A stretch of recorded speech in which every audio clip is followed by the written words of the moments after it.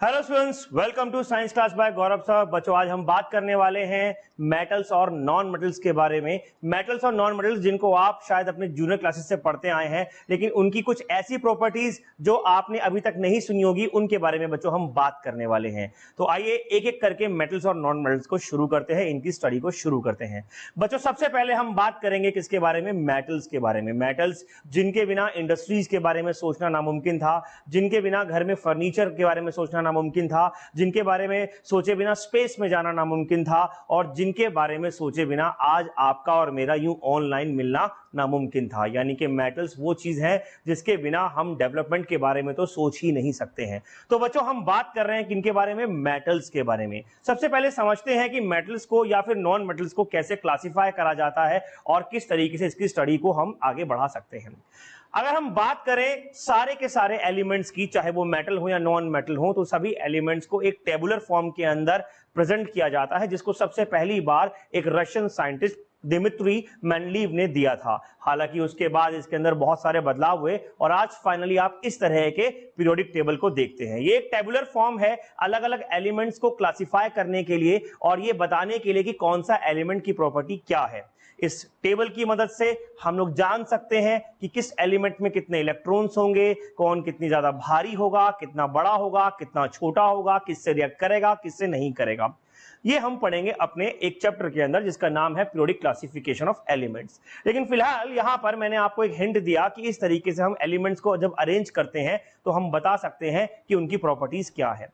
और इसके अंदर आप देख सकेंगे कि लगभग अलग अलग तरह के हमारे पास 118 यानी कि 118 एलिमेंट्स आज तक नॉन है। इनमें से बहुत सारे एलिमेंट्स ऐसे हैं जो मैन मेड हैं, जैसे कि थोरियम हो गया, या जैसे कि टेक्टिनियम हो गया, सीबोर्गियम हो गया, आइंस्टीनियम हो गया। ये सारे एलिमेंट्स जो हैं वो क्या है? मैन मेड है। लेकिन इसके अलावा अगर हम बात करें, अराउंड 91 एलिमेंट्स जो हैं वो नेचर में मिलते हैं। फिलहाल हम 91 या जो मैन मेड है उनके बारे में बात नहीं करना चाहते हैं, हम इनमें से बात करना चाहते हैं कि पीरियोडिक टेबल के अंदर जो एलिमेंट्स हैं उनको किस तरीके से अरेंज किया गया है। तो अगर हम अरेंजमेंट की बात करें पीरियोडिक टेबल के अंदर, तो आप देखेंगे ये जो ब्लू कलर के आपको सारे के सारे एलिमेंट्स दिखाई दे रहे हैं, ये सब के सब क्या है बच्चों? ये सब के सब है मेटल्स। यानी कि पीरियोडिक टेबल में लगभग 80% मेटल्स हैं और उसके अलावा बाकी बचे हुए नॉन मेटल्स या मेटालॉइड्स हैं। इसके अंदर अगर आप देखेंगे जो ग्रीन कलर से एलिमेंट्स को रिप्रेजेंट किया गया है वो सब मेटालॉइड्स हैं, यानी कि उनकी प्रॉपर्टीज मेटल और नॉन मेटल के बीच में आती है। और जो येलो कलर से आप एलिमेंट देख रहे हैं वो सारे के सारे क्या हैं बच्चों? वो नॉन मेटल्स हैं। तो इस तरीके से एक पीरियोडिक टेबल की मदद से हमने क्या करा? एक पीरियोडिक टेबल की मदद से हमने ये पता लगाया, अरेंजमेंट ऐसा बनाया कि हम आसानी से पढ़ सकें कौन सा एलिमेंट कौन सी प्रॉपर्टी दिखाएगा, कौन सा एलिमेंट किससे रिएक्ट करेगा। इस प्रॉपर्टीज को आगे बढ़ाते हुए, इस मेटल और नॉन मेटल की रिप्रेजेंटेशन को आगे बढ़ाते हुए, आइए बच्चों बात करते हैं मेटल्स के बारे में और फिर हम बात करेंगे नॉन मेटल्स के बारे में। What is metal exactly? अगर हम बात करें तो अलग अलग पीरियोडिक टेबल के अंदर जो ग्रुप्स दिए गए हैं, जो मेटल्स दिए गए हैं, उनके कई बार स्पेशल नाम आ जाते हैं। वो स्पेशल नाम क्या है? जैसे कि आप पहली लाइन देखें, जो फर्स्ट लाइन है जिसको हमने ग्रुप 1 बोला है, ये फर्स्ट लाइन के अंदर जो एलिमेंट्स होते हैं ये कहलाते हैं एल्कलाई मेटल्स। क्या कहलाते हैं? Alkali metals. और इन एल्कलाई मेटल्स में नंबर ऑफ एलिमेंट्स जो आते हैं वो कौन से एलिमेंट्स आते हैं बच्चों? वो आते हैं lithium, sodium, potassium, rubidium, caesium and francium. Lithium, sodium, potassium, rubidium, caesium and francium. इसको याद करने की ट्रिक बता रहा हूं, एक हल्की सी ट्रिक है, याद कर लीजिएगा। ट्रिक देखिएगा ध्यान से। लीना की रब से फरियाद, लीना की रब से फरियाद, where Leena is Li lithium, Na sodium, की दैट इज पोटेशियम, रब यानी कि Rb, से यानी कि CS और फरियाद यानी कि Fr। तो इस तरीके से आप याद कर सकते हैं। याद करने का निमोनिक्स है, एक याद करने की ट्रिक है, that is lithium, sodium, potassium, rubidium, caesium and francium. अब आप लोग सोच रहे होंगे कि सर इसके ऊपर जो ये H लिखा हुआ है, ये हाइड्रोजन जो है ये मेटल नहीं है। नहीं, ये एक्सेप्शन है। आप देख सकते हैं इसका कलर कैसा दिखा रखा है, हम लोगों ने येलो दिखा रखा है। ये एक्सेप्शन है जो इस ग्रुप के ऊपर आया, यानी कि इसकी प्रॉपर्टी, केमिकल प्रॉपर्टीज तो इस ग्रुप से मिलती हैं, लेकिन फिजिकल प्रॉपर्टी यानी कि ये मेटेलिक कैरेक्टर नहीं दिखाता है। हाइड्रोजन एक नॉन मेटल है। है। तो ग्रुप 1 के अंदर, सिर्फ ग्रुप 1 के अंदर एक ऐसा एलिमेंट है जो नॉन मेटल है, बाकी सारे इसके नीचे टिपिकली बहुत ही ज्यादा स्ट्रॉन्ग और सबसे ज्यादा मेटेलिक कैरेक्टर दिखाते हैं। इसके बाद अगर हम बात करें अगले ग्रुप की, दैट इज ग्रुप नंबर 2 की बात करें, तो ग्रुप नंबर 2 को हम बोलते हैं बच्चों क्या, एल्कलाई अर्थ मेटल। और यहीं से वर्ड आया एल्कलाइन। एल्कलाइन बेसिस को बोलते हैं, जब हम एसिड बेस पढ़ेंगे तो हम समझेंगे एल्कलाइन किसे बोलते हैं, तो एल्कलाइन बेसिस को बोला जाता है। खैर, तो ये जो सेकंड ग्रुप है इनको हम बोलते हैं एल्कलाइन अर्थ मेटल। क्या बोलते हैं, एल्कलाइन अर्थ मेटल। और एल्कलाइन अर्थ मेटल कौन कौन से हैं बच्चों हमारे पास, एल्कलाइन अर्थ मेटल है beryllium, magnesium, calcium, strontium, barium और radium. Beryllium, that is Be, magnesium, that is Mg, calcium, that is Ca, strontium, that is Sr, radium, that is Ra, barium, that is Ba। Barium पहले आता है, radium बाद में आता है। अब इसको याद करने का नेमोनिक्स क्या हो गया, ध्यान से सुनिएगा और इस टेबल को देखिएगा। बेटा मांगे कार स्कूटर बाप रोए, बेटा मांगे कार स्कूटर बाप रोए। आसान है ना, लेकिन पापा को रुलाना नहीं है, जब आप खुद कमाएंगे तब लीजिएगा। एनी हाउ, बेटा is Be, Be is beryllium, मांगे that is Mg, Mg is magnesium, Ca is car, C is calcium, strontium is Sr, scooter, बाप दैट इज Ba, बेरियम और रोए that is radium that is Ra। ठीक है, तो कितने आसानी से हम इसे याद कर पाएंगे, that is lithium, sodium, potassium, rubidium, caesium, francium is alkali metal, beryllium, magnesium, calcium, strontium, barium, radium is alkali earth metal. धीरे धीरे आप लोगों को ये याद हो जाएगा, जैसे मैं बहुत फ्रीक्वेंटली इसे बोल पा रहा हूं, इंस्टेंटली इसे बोल पा रहा हूं, यकीन मानिएगा आप भी कुछ टाइम में इसको इतना ही अच्छे तरीके से याद कर सकते हैं। अब बच्चों बात करें अगले एलिमेंट्स के बारे में, तो एक आप यहां पर देख रहे हैं एल्यूमिनियम फैमिली है। ये एल्यूमिनियम फैमिली जो होती है इसको हम बोलते हैं कि aluminium is one of the most abundant metal that is found in earth crust. कुछ लोगों को लगता है आयरन है, नहीं, जो अर्थ क्रस्ट है उसके अंदर सबसे ज्यादा मिलने वाला धातु यानी कि मेटल कौन सा है, और वो है एल्यूमिनियम, जो कि थर्ड ग्रुप में आता है। थर्ड ग्रुप जिसको हम बोलते हैं क्या बच्चों, जिसको हम बोलते हैं boron, aluminium, gallium, indium, thallium. Boron, aluminium, indium, gallium, indium, thallium. इसको याद करने की ट्रिक भी चाहिए, चलिए इसको याद करने की ट्रिक भी मैं आपको दे देता हूं, बहुत इजी ट्रिक है। इसको याद करने की ट्रिक क्या है, बैंगन, आलू, गाजर इन थैला। बैंगन, आलू, गाजर इन थैला। देखा कितनी आसानी से याद हो रहा है। तो B for boron that is बैंगन, आलू is Al that is aluminium, गाजर that is Ga gallium, indium is In in, और थैला is thallium that is Tl। यहां TH नहीं आएगा, TL आएगा, याद रखिएगा। तो boron, aluminium, gallium, indium, thallium आ गया थर्ड ग्रुप, जिसमें aluminium is the most abundant element found in earth crust, याद रखिएगा बच्चों। इसके बाद हम बात करते हैं और बहुत सारे एलिमेंट्स हैं, जैसे कि आप ये बीच में एलिमेंट्स देख रहे हैं जो कि यहाँ स्कैनेडियम से शुरू होता है और जिंक तक खत्म होता है। तो ये जो बीच का आप एक जगह देख रहे हैं, ये बीच की जगह कहलाती है ट्रांजिशन एलिमेंट्स। क्या कहलाती है ये कहलाती है transition elements. Transition elements backbone of industry भी कहे जाते हैं या इंडस्ट्रियल एलिमेंट भी कहे जाते हैं। जैसे कि इसमें आप देखेंगे आयरन आ रहा है, कोबाल्ट आ रहा है, निकेल आ रहा है, कॉपर आ रहा है, ये सब एलिमेंट, जिंक आ रहा है, ये सब एलिमेंट बहुत ज्यादा इंडस्ट्री में यूज होते हैं। तो ये ट्रांजिशन एलिमेंट्स इंडस्ट्रियल एलिमेंट्स भी कहलाते हैं। हालांकि इनके अलावा भी यूज होते हैं, बट ये बहुत ज्यादा यूज होते हैं। Iron is the most usable element in industry, जिसको इंडस्ट्री में यूज किया जाता है, स्टील बनाने में यूज किया जाता है, और बहुत सारे इंस्ट्रूमेंट्स बनाने में यूज किया जाता है, फैक्ट्री मशीन्स बनाने में यूज किया जाता है, जिंक को यूज किया जाता है, कॉपर को यूज किया जाता है, निकल को यूज किया जाता है। तो ये सारे एलिमेंट्स, यहां तक कि और बहुत सारे एलिमेंट्स जैसे कि हॉफनियम, जैसे कि टेक्टिनियम, जैसे कि जिरकोनियम, यट्रियम, मोलिबीडियम। आप सोच रहे होंगे सर कैसे कैसे नाम लिए जा रहे हैं, आपको भी याद होंगे, टेंशन मत लीजिएगा, बट आप हमारे साथ बस बने रहिएगा। आप देखेंगे कि आपको पीरियोडिक टेबल भी याद हो जाएगा और बहुत आसानी से इनकी प्रॉपर्टीज भी आपको याद हो जाएंगी। बच्चों आगे बात करते हैं ट्रांजिशन एलिमेंट्स के बाद हम बात करेंगे अब क्या मेटल्स की प्रॉपर्टीज के बारे में कि क्या होते हैं मेटल्स। तो अगर हम बात करें क्या होते हैं मेटल्स, तो कुछ लोग कहेंगे मेटल्स आर हार्ड, कुछ कहेंगे मेटल्स आर लस्ट्रस, कुछ कहेंगे मेटल आर स्ट्रॉन्ग, कुछ कहेंगे मेटल आर सॉलिड। ठीक है, ये सारी बातें हैं, but these are just the properties of metal. Technically metal की डेफिनेशन क्या होगी, क्योंकि अब आप बड़े हो चुके हैं, अब आप छोटी क्लासेस में नहीं रहे हैं, तो आपको बहुत टेक्निकल आंसर देने होंगे। तो metals are electropositive atoms. Metals क्या होते हैं, इलेक्ट्रोपॉजिटिव होते हैं and can easily donate their electrons. मैं एम से मेटल और एम से महान वर्ड याद कराना पसंद करता हूं। क्यों? क्योंकि इनकी एक प्रॉपर्टी है महान प्रॉपर्टी। किसी की महान प्रॉपर्टी क्या होती है, कोई महान कब बनता है, जब कोई चीज दे रहा हो किसी को। तो इनकी खास बात क्या है, ये जब भी रिएक्ट करेंगे या तो इलेक्ट्रॉन नहीं देंगे, लेंगे कभी नहीं, या तो देंगे या नहीं देंगे, पर लेंगे कभी नहीं, यानी कि ये किसी से कुछ लेते नहीं है, ये हमेशा इलेक्ट्रॉन देना पसंद करते हैं। तो मेटल्स पॉजिटिव हो जाते हैं क्योंकि वो अपने अंदर से इलेक्ट्रॉन को निकाल देते हैं, तो इलेक्ट्रॉन्स निकालने वाले कहलाते हैं इलेक्ट्रोपॉजिटिव एलिमेंट्स, और मेटल्स की ये कैरेक्टरिस्टिक फीचर है। यानी कि कोई भी मेटल होगा वो कभी भी किसी भी रिएक्शन के अंदर, कभी भी किसी भी कंपाउंड के अंदर इलेक्ट्रॉन कम से कम लेगा नहीं, भले ही ना दे रहा हो लेकिन लेगा नहीं, और अगर देना या लेने में से कोई एक काम करना होगा तो वो इलेक्ट्रॉन डोनेट करेगा। तो एम से मेटल, एम से महान, तो मेटल क्या होते हैं, महान होते हैं, और जो अपने इलेक्ट्रॉन्स हमेशा क्या करते हैं, अपने इलेक्ट्रॉन्स हमेशा डोनेट करते हैं। इसके अलावा इनकी दूसरी पहचान क्या है, the atoms of metal have 1, 2 और 3 electrons in their outermost shell. बच्चों अभी आप आगे पढ़ेंगे स्ट्रक्चर ऑफ एटम के बारे में, जिसमें मैं आपको बताऊंगा कि शेल्स क्या होते हैं, सब शेल्स क्या होते हैं, स्ट्रक्चर ऑफ एटम क्या होता है, यानी कि एटम दिखता कैसा है। उसके अंदर अगर आप ध्यान से यहां पर देखोगे तो ये सोडियम एटम का मैंने एक टेबल आपको यहां पर एक मॉडल बना के दिया हुआ है। इस मॉडल में अगर आप देखो तो अंदर एक न्यूक्लियस है जहां पर प्रोटॉन और न्यूट्रॉन है, और उसके बाहर जो गोल गोल सर्कल में चीजें घूम रही हैं वो इलेक्ट्रॉन्स हैं।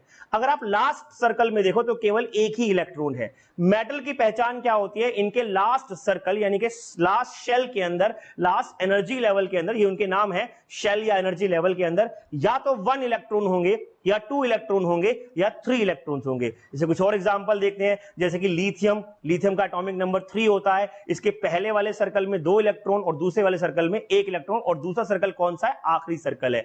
ऐसी कैल्शियम की बात करें, इसका एटॉमिक नंबर 20 होता है, तो उसके अंदर 2, 8, 8 और फिर लास्ट में फिर से 2 आता है। और अगर हम बच्चों अगर एल्यूमिनियम की बात की जाए तो एल्यूमिनियम का एटॉमिक नंबर होता है 13, जिसके अंदर इलेक्ट्रॉन्स आते हैं कैसे कैसे, 2, 8, 3। तो अगर आप देखेंगे यहां पर ध्यान से क्या कि हमारे पास लिथियम है जिसमें आखिरी में 1 आ रहा है, कैल्शियम जिसमें आखिरी में 2 आ रहा है, और एल्यूमिनियम जिसमें आखिरी में 3 आ रहा है। ऐसे ही और भी जितने भी आप मेटल्स देखेंगे, जनरली एस ब्लॉक एलिमेंट्स यानी कि एल्कलाई मेटल और एल्कलाई अर्थ मेटल में और एल्यूमिनियम वाले ग्रुप में जितने भी आप मेटल देखेंगे, सबके अंदर या तो आखिरी में 1, 2 या फिर 3 आ रहा होगा। तो अगर लास्ट शेल में इलेक्ट्रॉन का नंबर 4 से कम है, 1, 2 या 3 है, तो ऐसे एलिमेंट्स जो हैं वो टिपिकल मेटल कहलाते हैं। क्या कहलाते हैं, टिपिकल मेटल। लेकिन बच्चों मैं इसमें आपको ये नहीं बोलूंगा कि ये हमेशा होगा, यहां पर बहुत सारे एक्सेप्शंस भी हैं, but that I am sure कि 9th 10th क्लास के अंदर वो आपके कोर्स में एग्जाम में नहीं आएगा। तो आप यही मान के चलिएगा, द एलिमेंट्स और the atoms in which the last shell have 1, 2 और 3 electrons in their outermost shell are typical metal. यहां मैं एक वर्ड यूज कर रहा हूं, टिपिकल। टिपिकल का मतलब क्या हुआ, यानी कि वो कोई और प्रॉपर्टी कभी नहीं दिखाएंगे, वो हमेशा मेटल वाली ही प्रॉपर्टी दिखाएंगे, मेटेलिक कैरेक्टर ही दिखाएंगे। चलिए बच्चों आगे बात करते हैं किसके बारे में, अब हम बात करेंगे मेटल की फिजिकल और केमिकल प्रॉपर्टीज के बारे में। फिजिकल प्रॉपर्टीज हालांकि आप पहले भी थोड़ा बहुत पढ़कर आए हैं, लेकिन अब हम समझेंगे और भी ज्यादा डिटेल में उन प्रॉपर्टीज को, क्योंकि वो प्रॉपर्टीज एग्जाम में बहुत ज्यादा आती हैं। एक एक करके इन प्रॉपर्टीज के बारे में बात करते हैं। So let's start physical properties. बच्चों पहले बात करें फिजिकल प्रॉपर्टीज के बारे में, तो सबसे पहली चीज हमारे दिमाग में आता है कि भाई मेटल कैसे होंगे, तो metals are solid at room temperature. यहां वर्ड रूम टेम्परेचर लिखना जरूरी क्यों है, क्योंकि आप अगर उसको मेल्ट करेंगे तो वो लिक्विड भी बन जाएगा। तो रूम टेम्परेचर मतलब ये भी ध्यान रखिएगा 25 to 30 डिग्री सेल्सियस, या हम बोलते हैं 298 केल्विन के आसपास का टेम्परेचर रूम टेम्परेचर कहलाता है। अब इसका क्या मतलब है, इसका मतलब क्या आपके रूम का टेम्परेचर या हमारे रूम का टेम्परेचर या किसी XYZ जगह के रूम का टेम्परेचर। रूम टेम्परेचर का मतलब यहां पर रूम से नहीं होता है बच्चों, यहां रूम टेम्परेचर का मतलब होता है अर्थ का एवरेज टेम्परेचर। और अगर हम अर्थ के एवरेज टेम्परेचर को माने, ग्लोबल वार्मिंग को ऑफ कोर्स हटाकर, तो वो 27 डिग्री सेल्सियस आता है, यानी कि 298 केल्विन आता है। उस टेम्परेचर पर अगर मेटल सॉलिड है तो वो सॉलिड माना जाता है। तो metals are solid at room temperature, लेकिन वहां पर भी एक एक्सेप्शन आता है, mercury. Mercury is liquid at room temperature, जिसे हम हिंदी में पारा भी कहते हैं। और इसकी लिक्विड प्रॉपर्टी होने की वजह से ही इसको थर्मोमीटर में यूज किया जाता है। थर्मोमीटर में इसकी 2 प्रॉपर्टीज यूज होती हैं बच्चों, एक ये लिक्विड मेटल है और दूसरा इसका थर्मल एक्सपेंशन, यानी कि जरा सा ही टेम्परेचर मिलते ही फैल जाता है आराम से। हमने लास्ट लेक्चर में पढ़ा था द इफेक्ट ऑफ टेम्परेचर, जब किसी चीज को टेम्परेचर देते हैं तो उसके मॉलिक्यूल्स दूर दूर हो जाते हैं और वो फ्लो कर जाता है या फैल जाता है या उसकी वॉल्यूम बढ़ जाती है। तो मरकरी के पास ये 2 प्रॉपर्टीज हैं, एक तो वो लिक्विड है रूम टेम्परेचर पे, और दूसरा मरकरी के अंदर एक्सपेंशन क्वालिटी होती है, इसलिए उसको थर्मोमीटर में यूज किया जाता है।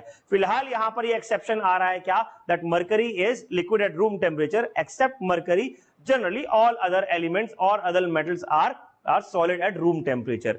पर यहां पर एक दो क्वेश्चन बच्चों एग्जाम में और भी अलग से आते हैं, और वो क्या आते हैं, कई बार वो सोडियम के बारे में पूछते हैं कि सोडियम मेटल जो है वो सॉलिड है या नहीं है, या हार्ड है या नहीं है। तो मैं आपको बता दूं सोडियम सॉफ्ट मेटल है, हालांकि वो सॉलिड होता है, लेकिन अगर उसको आपके हाथों की भी गर्मी मिल गई, यानी अगर आपने हाथ में रखा और आपके हाथ से जो हीट निकल रही है, आपकी बॉडी की जो हीट निकल रही है, वो उससे भी पिघल जाएगा। पहली बात तो आप उसे हाथ में रख नहीं पाएंगे। क्यों नहीं रख पाएंगे, इसको हम थोड़ी देर में बात करने वाले हैं, लेकिन फिर भी मेरे कहने का मतलब क्या है कि with a slight A very slight increase in temperature can melt the sodium metal। फिर भी नॉर्मली रूम टेम्परेचर पे वो सॉलिड फॉर्म में होता है, तो हम उसको सॉलिड ही बोलेंगे। इसके बाद बच्चों मेटल की अगली प्रॉपर्टी आती है दैट मेटल आर मेलिएबल।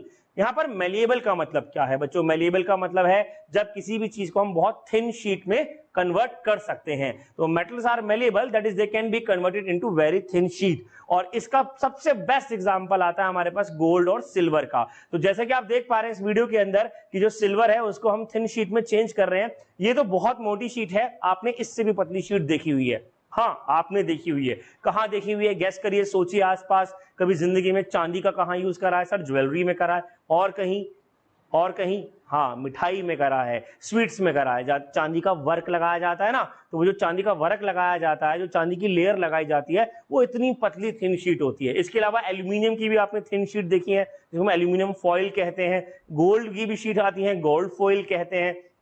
तो बच्चों इस तरीके से अलग अलग, अभी जैसे कुछ टाइम पहले मैं नोएडा गया था, तो वहां के एक मॉल में मैंने चॉकलेट गोल्ड आइसक्रीम खाई थी। तो उन्होंने क्या कर रखा था, उन्होंने आइसक्रीम, चॉकलेट आइसक्रीम के ऊपर गोल्ड की वर्क लगा के दिया था, बहुत ब्यूटीफुल लग रही थी वो। तो वो कहलाती है क्या, चॉकलेट गोल्ड आइसक्रीम। तो गोल्ड का बहुत ही महीन, बहुत ही थिन और बहुत ही फाइन शीट बना कर देते हैं।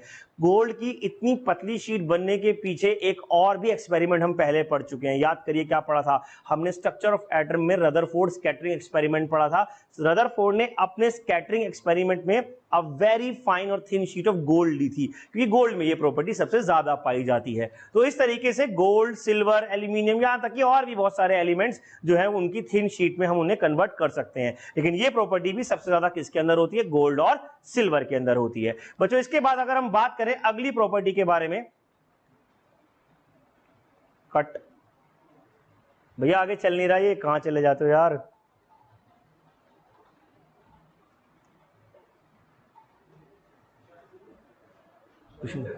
रेंटर खत्म,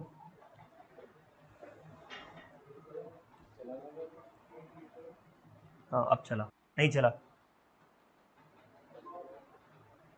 अब चला, कहाँ करना है सर, तो ये ऐसे, ओके, तो पास लाके करना है, ओके ठीक है, आगे स्टार्ट करते हैं, करूँ स्टार्ट।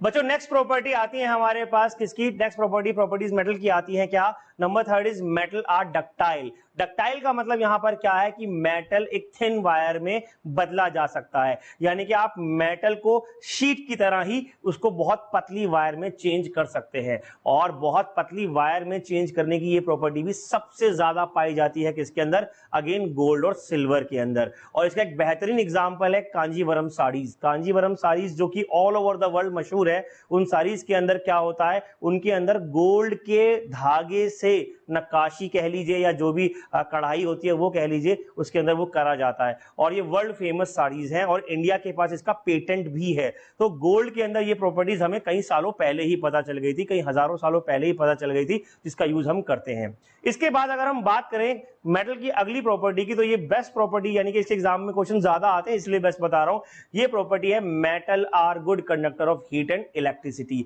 तो अगर आप किसी भी मेटल को देखेंगे या किसी इलेक्ट्रिक वायर को देखेंगे, आई एम सॉरी, तो उसके अंदर आप क्या देखेंगे, मेटल की वायर होंगी, वो कॉपर की वायर होगी, वो एल्यूमिनियम वायर हो सकती है। जनरली कॉपर या एल्यूमिनियम यूज करते हैं, लेकिन सबसे अच्छा गुड कंडक्टर कौन सा है, सबसे गुड कंडक्टर फिर से अगेन आता है गोल्ड और सिल्वर, यानी कि गोल्ड और सिल्वर के अंदर इलेक्ट्रिक प्रॉपर्टी बहुत ज्यादा होती है। अब बच्चों दिमाग में क्वेश्चन ये आना चाहिए कि सर गोल्ड और सिल्वर की इलेक्ट्रिक प्रॉपर्टी ज्यादा है, तो फिर हम कॉपर क्यों यूज कर रहे हैं। अब सोचिए, अगर आपकी गवर्नमेंट क्या करे, आपकी गवर्नमेंट बिजली की तारें गोल्ड की या सिल्वर की लगा दे तो क्या होगा, आप खुद ही समझ सकते हैं, है ना।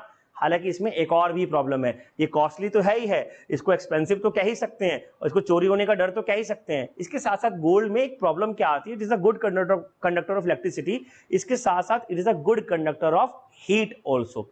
अब उससे होता क्या है, होता यह है कि अगर हम गोल्ड की वायर में करंट फ्लो करवा भी दे तो कुछ देर बाद वो वायर मेल्ट होकर पिघल जाएगी, क्योंकि वो हीट बहुत ज्यादा एब्जॉर्ब कर लेती है, उसका मेल्टिंग पॉइंट कम होता है। तो पता चला रोज हर 10 मिनट बाद 5 मिनट बाद आपके शॉर्ट सर्किट हो रहे हैं, तो उसका भी कोई फायदा नहीं है। तो इसीलिए गोल्ड और सिल्वर को यूज नहीं किया जाता। लेकिन क्या आप जानते हैं गोल्ड और सिल्वर की वायर्स या उनको किस सर्किट में यूज किया जाता है? जी हाँ, उनको मोबाइल फोन्स के कुछ सर्किट्स में और उनको लैपटॉप्स या कंप्यूटर के कुछ सर्किट्स में यूज किया जाता है for conduction of good conduction of electricity.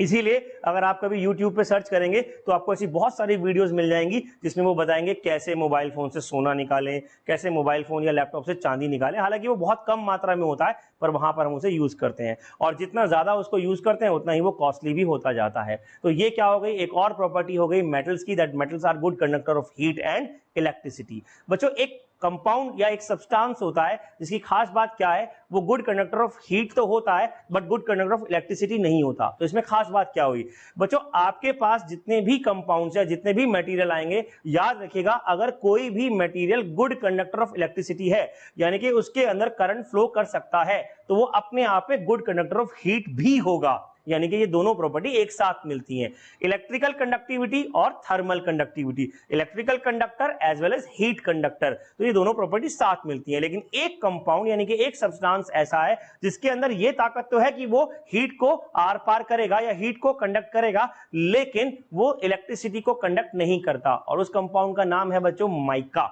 Sunmica नहीं, जो आप घर में सनमाइका लगा रहे हैं वो नहीं, mica is a kind of a stone. और ये कहां यूज हुआ करता था और आज भी यूज होता है, जो आयरन आप घर में यूज करते हैं कपड़ों को प्रेस करने के लिए, उसके जो बाहर की जो जगह होती है उसके अंदर, मतलब जस्ट बाहर तो मेटल हो गया, उसके ठीक अंदर माइका लगाते हैं। तो इसीलिए माइका से हीट तो आ जाती है पर करंट फ्लो नहीं करता। वरना ऐसा ना हो कि बाई चांस गलती से आपका हाथ वहां लगा या आपने जब पानी फेंका, स्टीम फेंकी स्टीम प्रेस करने के लिए, और वहां पर शॉक लगा हो जाए, तो वो नहीं होगा। तो mica is an example, but that do not come in your this exam, that come in competition exam, तो आप उसको छोड़ भी सकते हैं। बस जस्ट इंटरेस्टिंग टॉपिक था तो इसीलिए मैंने आपको ये समझाया।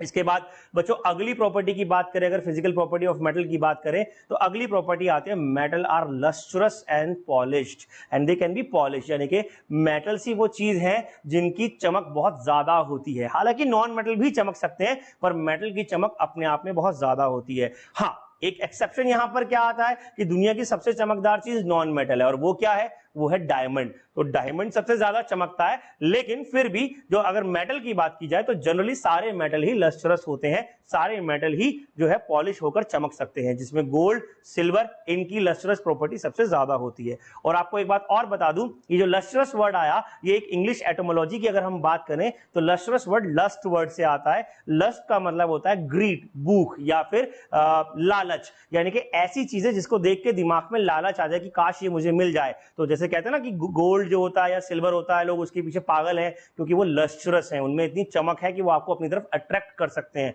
तो वहां से ये वर्ड निकल कर आया बच्चों, लस्ट्रस। ठीक है, इसके बाद अगर हम और नॉर्मल प्रॉपर्टीज की बात करें तो मेटल है हाई डेंसिटी। हाई डेंसिटी मैंने आपको पहले भी पढ़ाया हुआ है, जब हमने लास्ट चैप्टर पढ़ा था तो उसमें हमने समझा था डेंसिटी क्या होती है, कि कम जगह पर ज्यादा मास, कम वॉल्यूम में ज्यादा मास। तो मैंने आपको एग्जांपल दिया था 1 किलो रुई और 1 किलो लोहा, याद है ना, वो हमने कमेंट करा था कि 1 किलो रुई 1 किलो लोहा में कौन सा भारी होगा। तो आप लोग बिल्कुल कंफ्यूज हो गए थे कि सर लोहा भारी होगा, फिर मैंने आपको बोला था नहीं, दोनों 1 किलो है तो दोनों बराबर होंगे। तो फिर आप कह रहे थे कैसे होंगे, तो मैंने आपको बताया था कि दोनों का मास तो बराबर है, पर 1 किलो लोहा जरा सी जगह में आ जाएगा और 1 किलो रुई के लिए बहुत सारी जगह चाहिए होगी, तो वॉल्यूम बढ़ जाएगी। तो इस तरीके से metal have high density while non metal have low density.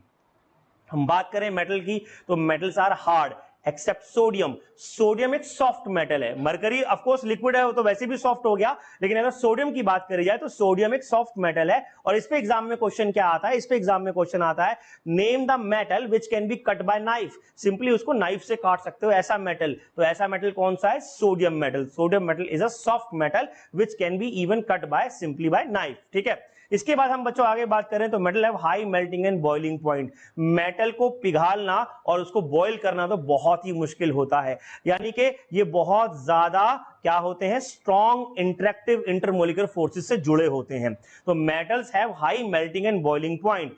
इनमें भी अगर बात की जाए तो टंगस्टन जो हमारे पास एक मेटल होता है जिसका सिंबल होता है W, याद रखिएगा टंगस्टन एक मेटल होता है जिसका सिंबल होता है W। तो W जिसको हम टंगस्टन बोलते हैं उसका मेल्टिंग पॉइंट सबसे ज्यादा होता है, और वो कितना होता है, that is around 3400 degree Celsius, यानी कि सन की सरफेस जितना, मान लीजिए सन की जो सरफेस है वो 2000 डिग्री सेल्सियस तक गर्म होती है। इतना गर्म होने के बाद ये पिघलता है 3400 डिग्री सेल्सियस। कभी टंगस्टन का नाम सुना है किसी ने, W का नाम सुना है?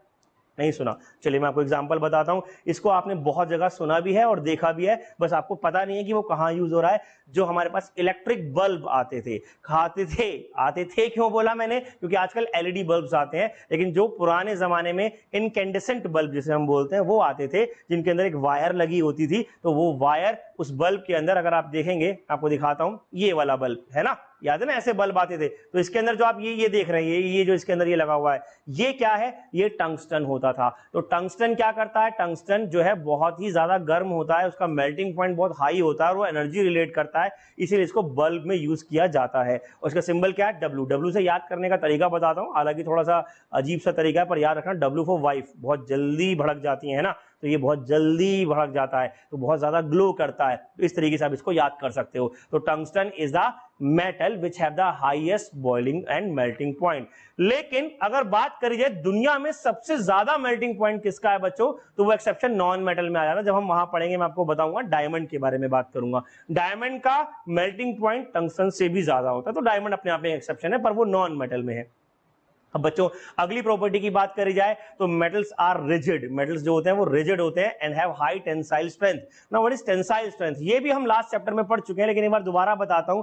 किसी भी चीज की होल्डिंग कैपेसिटी, यानी कि आप किसी रोप को ले ले, कोई रस्सी ले ले, वो रस्सी कितना वजन उठा सकती है, अगर उसे बांध के किसी चीज को उठाया जाए तो वो उसकी टेंसाइल स्ट्रेंथ कहलाती है। मेटल की टेंसाइल स्ट्रेंथ बहुत ज्यादा होती है, और अगर हम मेटल को कन्वर्ट कर दें एलॉयज में, जैसे कि आयरन को कन्वर्ट कर दें स्टील में, तो इसकी टेंसाइल स्ट्रेंथ और भी कई हजारों गुना बढ़ जाती है। और इसीलिए स्टील को यूज किया जाता है बड़े बड़े ब्रिजेस बनाने में, जिसको हम सस्पेंशन ब्रिज कहते हैं, जो कि किससे बनते हैं, बड़ी बड़ी रोप्स जो होती हैं वो ब्रिज पे बंधी होती हैं और ब्रिज उस पर झूल होता है। जैसे हरिद्वार में आपने एक ब्रिज देखा होगा, लक्ष्मण झूला, या जैसे आप और भी कोई सस्पेंशन ब्रिज देखेंगे जो झूलते हुए ब्रिज होते हैं, उनके अंदर जो मेटल यूज होता है जनरली वो स्टील रोप्स, यानी कि स्टील की वायर्स यूज होती हैं, बहुत मोटी मोटी, और उसको हम बोलते हैं क्या, सस्पेंशन ब्रिज, क्योंकि उस ब्रिज में जो स्टील की वायर यूज हो रही है उसकी टेंसाइल स्ट्रेंथ कहीं लाखों करोड़ों टन होती है। अब ये टन का मतलब क्या हुआ, बहुत ज्यादा वजन उठा सकती है। तो इतनी मजबूत होती है क्या,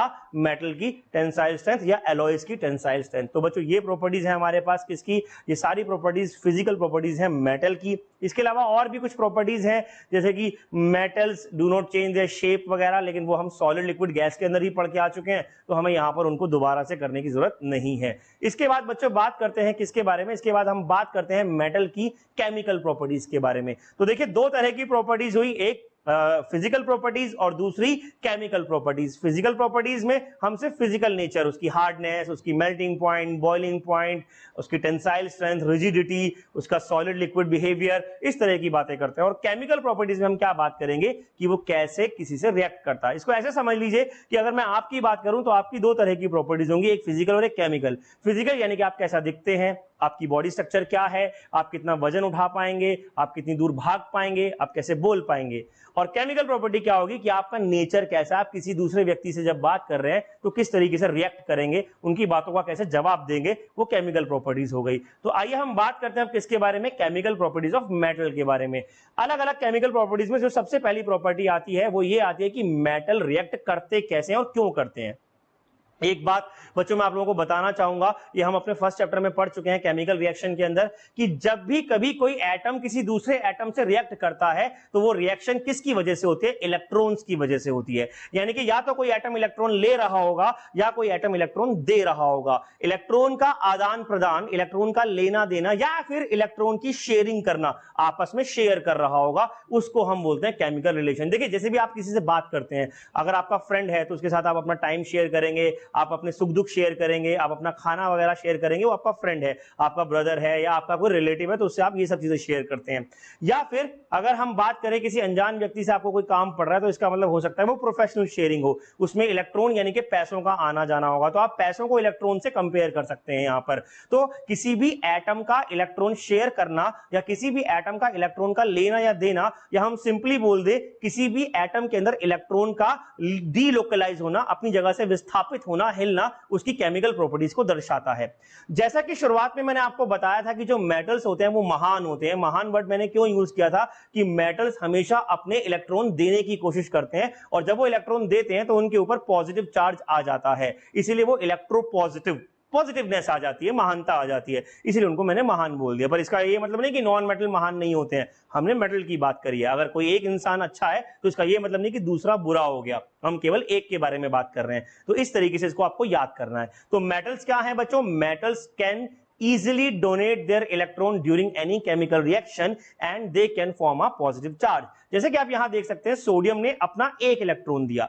अब कोई भी एटम यानी कि कोई भी मेटल कितने इलेक्ट्रॉन देगा, ये इस बात पर डिपेंड करता है कि उसके आउटर मोस्ट शेल में कितने इलेक्ट्रॉन होते हैं। तो कितने इलेक्ट्रॉन होते हैं बच्चों? आप लोगों को मैंने बताया था, उसके अंदर 1, 2 या 3 इलेक्ट्रॉन हो सकते हैं। अगर 1 इलेक्ट्रॉन है तो 1 देगा, आउटर मोस्ट में 2 है तो 2 देगा, और 3 है तो 3 देगा। इसके पीछे कारण क्या है? इसके पीछे कारण है बच्चों ऑक्टेट रूल। ऑक्टेट रूल हम आगे पढ़ेंगे जब स्ट्रक्चर ऑफ एटम पढ़ेंगे, लेकिन फिलहाल मैं आपको बता दूं कि हर एटम चाहता है कि उसके आखिरी में 8 आ जाएं। आखिरी में 8 इलेक्ट्रॉन आएंगे तो वो स्टेबल होगा। अब यहां आप अगर सोडियम को देखेंगे तो सोडियम के आखिरी में कितना है? 281, आखिरी में 1 आ रहा है। अब इसको 8 इलेक्ट्रॉन करने हैं आखिरी में, या तो ये 1 दे दे या फिर क्या करे, 7 ले ले। अब 7 इलेक्ट्रॉन लेना वो भी महान लोगों के लिए बड़ा मुश्किल हो जाएगा ना, तो वो क्या करेंगे, वो 1 इलेक्ट्रॉन दे देंगे। चलो यार कोई बात नहीं। आप इसको ऐसे समझिए कि आप कहीं जा रहे हैं और आपके पास जेब में कुछ पैसे हैं, आप चाहते हैं कि आपकी जेब हल्की हो जाए, तो आपकी जेब में 2000 का नोट है और 2-2 के सिक्के हैं। तो आपकी जेब हल्की करने के लिए आप क्या करेंगे? 2000 का नोट या 2-2 के सिक्के किसी को दे देंगे। अगर दान देने पड़े तो नोट तो नहीं देंगे, है ना, थोड़ा मुश्किल हो जाएगा, आजकल वैसे ही बड़ा बुरा हाल है पैसों का। तो हम क्या करेंगे, सिक्के वगैरह या छोटे जो चिल्लड़ जिसे हम बोलते हैं, चेंज जिसे हम बोलते हैं, वो हम दे देते हैं। तो ये महानता ही होगा एक तरह की। तो इसके आखिरी में 1 था, इसने कहा चलो भाई 1 ले जाओ, और मेरे पास कितना बचेगा, मेरे पास 8 बचेंगे। ये हो गया ऑक्टेट रूल कंप्लीट, स्टेबिलिटी आ गई। ऑक्टेट रूल कंप्लीट होने से क्या आती है, स्टेबिलिटी आती है। याद रखेगा, दुनिया में जितनी भी केमिकल रिएक्शन हो रही हैं जो हम नहीं कर रहे हैं, हम मतलब ह्यूमन बींग्स नहीं कर रहे हैं, जो नेचर में अपने आप हो रही हैं, वो सारी केमिकल रिएक्शन केवल इसी वजह से हो रही है कि स्टेबिलिटी आए। नेचर ने, आप इसको गॉड का नाम दे सकते हैं, आप इसको नेचर का नाम दे सकते हैं, आप इसको साइंस का नाम दे सकते हैं, नेचर ने अपने आप को कुछ इस तरीके से डेवलप करा है कि वो स्टेबिलिटी की तरफ बढ़ती है, वो स्थिरता की तरफ बढ़ती है। और स्थिरता कब आती है, जब उसकी हर चीज स्टेबल यानी कि कंप्लीट हो जाए। तो आखिरी में 8 लाना है, 1 इलेक्ट्रॉन दे के अगर 8 आ सकता है then it is well and good. तो एटम्स क्या करेंगे, मेटल के इलेक्ट्रॉन देंगे। इलेक्ट्रॉन देंगे तो चार्ज कैसा आएगा, पॉजिटिव चार्ज आएगा। And that's why they are known as electropositive elements. Those which can donate electron and can have a positive charge on them, they are called electropositive elements. अब अगर 1 electron दिया तो 1 positive charge आया, 2 electron दिए तो 2 positive charge, जैसे कि magnesium, magnesium 2 electron देगा। हमने ये पढ़ा हुआ है पहले, आयंस कैसे बनते हैं, है ना, तो वहां पर वो पॉजिटिव चार्ज इस तरीके से आ जाता है। बच्चों अब इसी के बेसिस पर आगे की प्रॉपर्टीज को हम डिस्कस करेंगे। अगर आपको ये प्रॉपर्टी समझ में आती है तभी आप आगे की प्रॉपर्टीज समझ पाएंगे। और याद रखिएगा, अगर आपको मेटल्स की और नॉन मेटल्स की केमिकल प्रॉपर्टीज पढ़नी है तो आपको जो मैंने लास्ट लेक्चर एक बार पढ़ाया था, जिसके अंदर मैंने आपको आयंस बताए थे क्या होते हैं और उनकी लिस्ट याद करने को बताई थी, वो आयंस की लिस्ट आपको याद होनी चाहिए। जैसे कि यहां तो हमने दिखा रखा है सोडियम आयन बन रहा है, पर इसका ये मतलब नहीं कि हर बार आपको वो हम दिखाएंगे, आपको खुद भी पता होना चाहिए कौन सा आयन बन रहा है। इसके बाद अगर हम बात करें पहली केमिकल प्रॉपर्टीज की, यानी कि ये तो बेसिक प्रिंसिपल हो गया केमिकल प्रॉपर्टीज का, पहली केमिकल प्रॉपर्टीज की बात करें तो वो क्या है, वो है बच्चों हमारे पास रिएक्शन विद ऑक्सीजन। आप ध्यान से देख पा रहे हैं यहां पर कि जब कैल्शियम ऑक्सीजन के साथ रिएक्ट करता है तो देखिए कितनी बढ़िया सी रोशनी निकलती है ना। कहीं देखिए ये रोशनी आपने पहले कभी लाइफ में? जी हाँ बिल्कुल देखिए। कहां देखिए? क्रैकर्स में देखिए, दिवाली पे पटाखे छुटाते हैं ना, उनके अंदर यही मेटल होते हैं। कौन से मेटल? वो मेटल जो रोशनी को आगे डिस्प्ले करते हैं जब उनको बर्न किया जाता है ऑक्सीजन के साथ।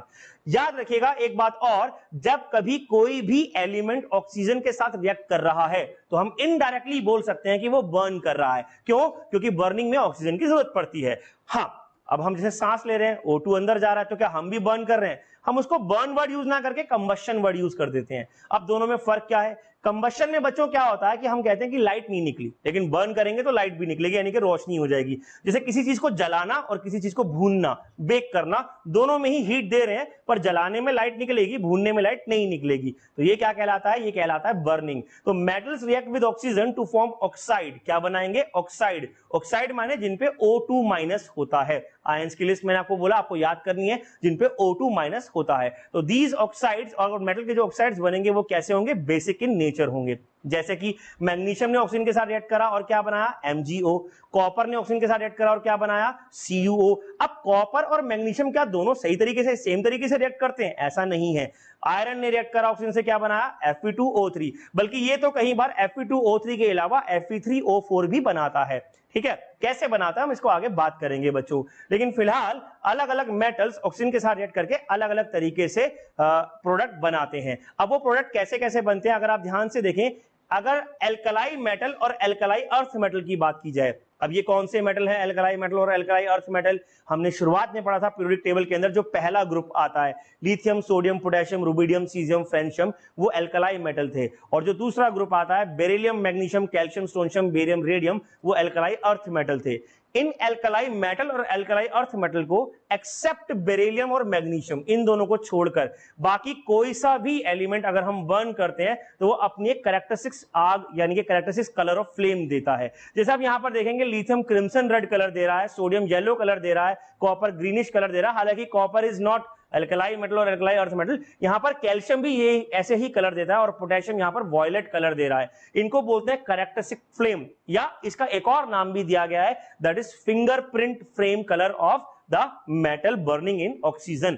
यानी कि अगर आप किसी मेटल को ऑक्सीजन में बर्न करते हैं तो उसकी अपनी एक ऐसी फ्लेम आएगी जो कोई और मेटल नहीं दे पाएगा। इसका बहुत ज्यादा यूज होता है क्रैकर्स में, यानी कि आप जो रात को जब रॉकेट वगैरह छोड़ते हैं तो उसमें जो रोशनियां निकलती है वो ऐसी ही रोशनियां होती हैं, तो इसका मतलब उसमें ये मेटल यूज हो रहे हैं या इनके कुछ कंपाउंड्स यूज हो रहे हैं। इसका मेडिकल में भी एक बहुत अच्छा यूज होता है, जिसका यूज होता है कहां पर? स्टोन डिटेक्शन में। यानी कि किसी को अगर पथरी हो गई है तो क्या कहा जाता है? ये कहा जाता है कि भाई आप यूरिन का सैंपल लेकर आए, हम पता करेंगे आपको पथरी यानी कि स्टोन है या नहीं है। अब ऐसा क्यों करते हैं? अगर किसी को पथरी हुई है, किसी को स्टोन हुआ है, तो होगा क्या? उसके यूरिन के अंदर उस स्टोन के पार्टिकल आएंगे। अब स्टोन में क्या होता है? स्टोन होता है बच्चों कैल्शियम ऑक्सलेट, एक कंपाउंड होता है कैल्शियम ऑक्सलेट, जो अमरूद में, चावल में, बैंगन में भी पाया जाता है। इसीलिए जब किसी को पथरी होती है तो डॉक्टर सबसे पहले कहते हैं कि भाई अमरूद खाना बंद कर दो, चावल खाना बंद कर दो, बैंगन खाना बंद कर दो, या ऐसी चीजें खाना, टमाटर खाना बंद कर दो जिनमें दाने होते हैं। वो दाने देखे ना आपने, वो कैल्शियम ऑक्सलेट के दाने होते हैं और उनसे पथरी होने के चांसेस बढ़ जाते हैं। चावल से भी बढ़ जाते हैं, वो एक अलग बात है, पर वो पथरी के चांसेस बढ़ जाते हैं।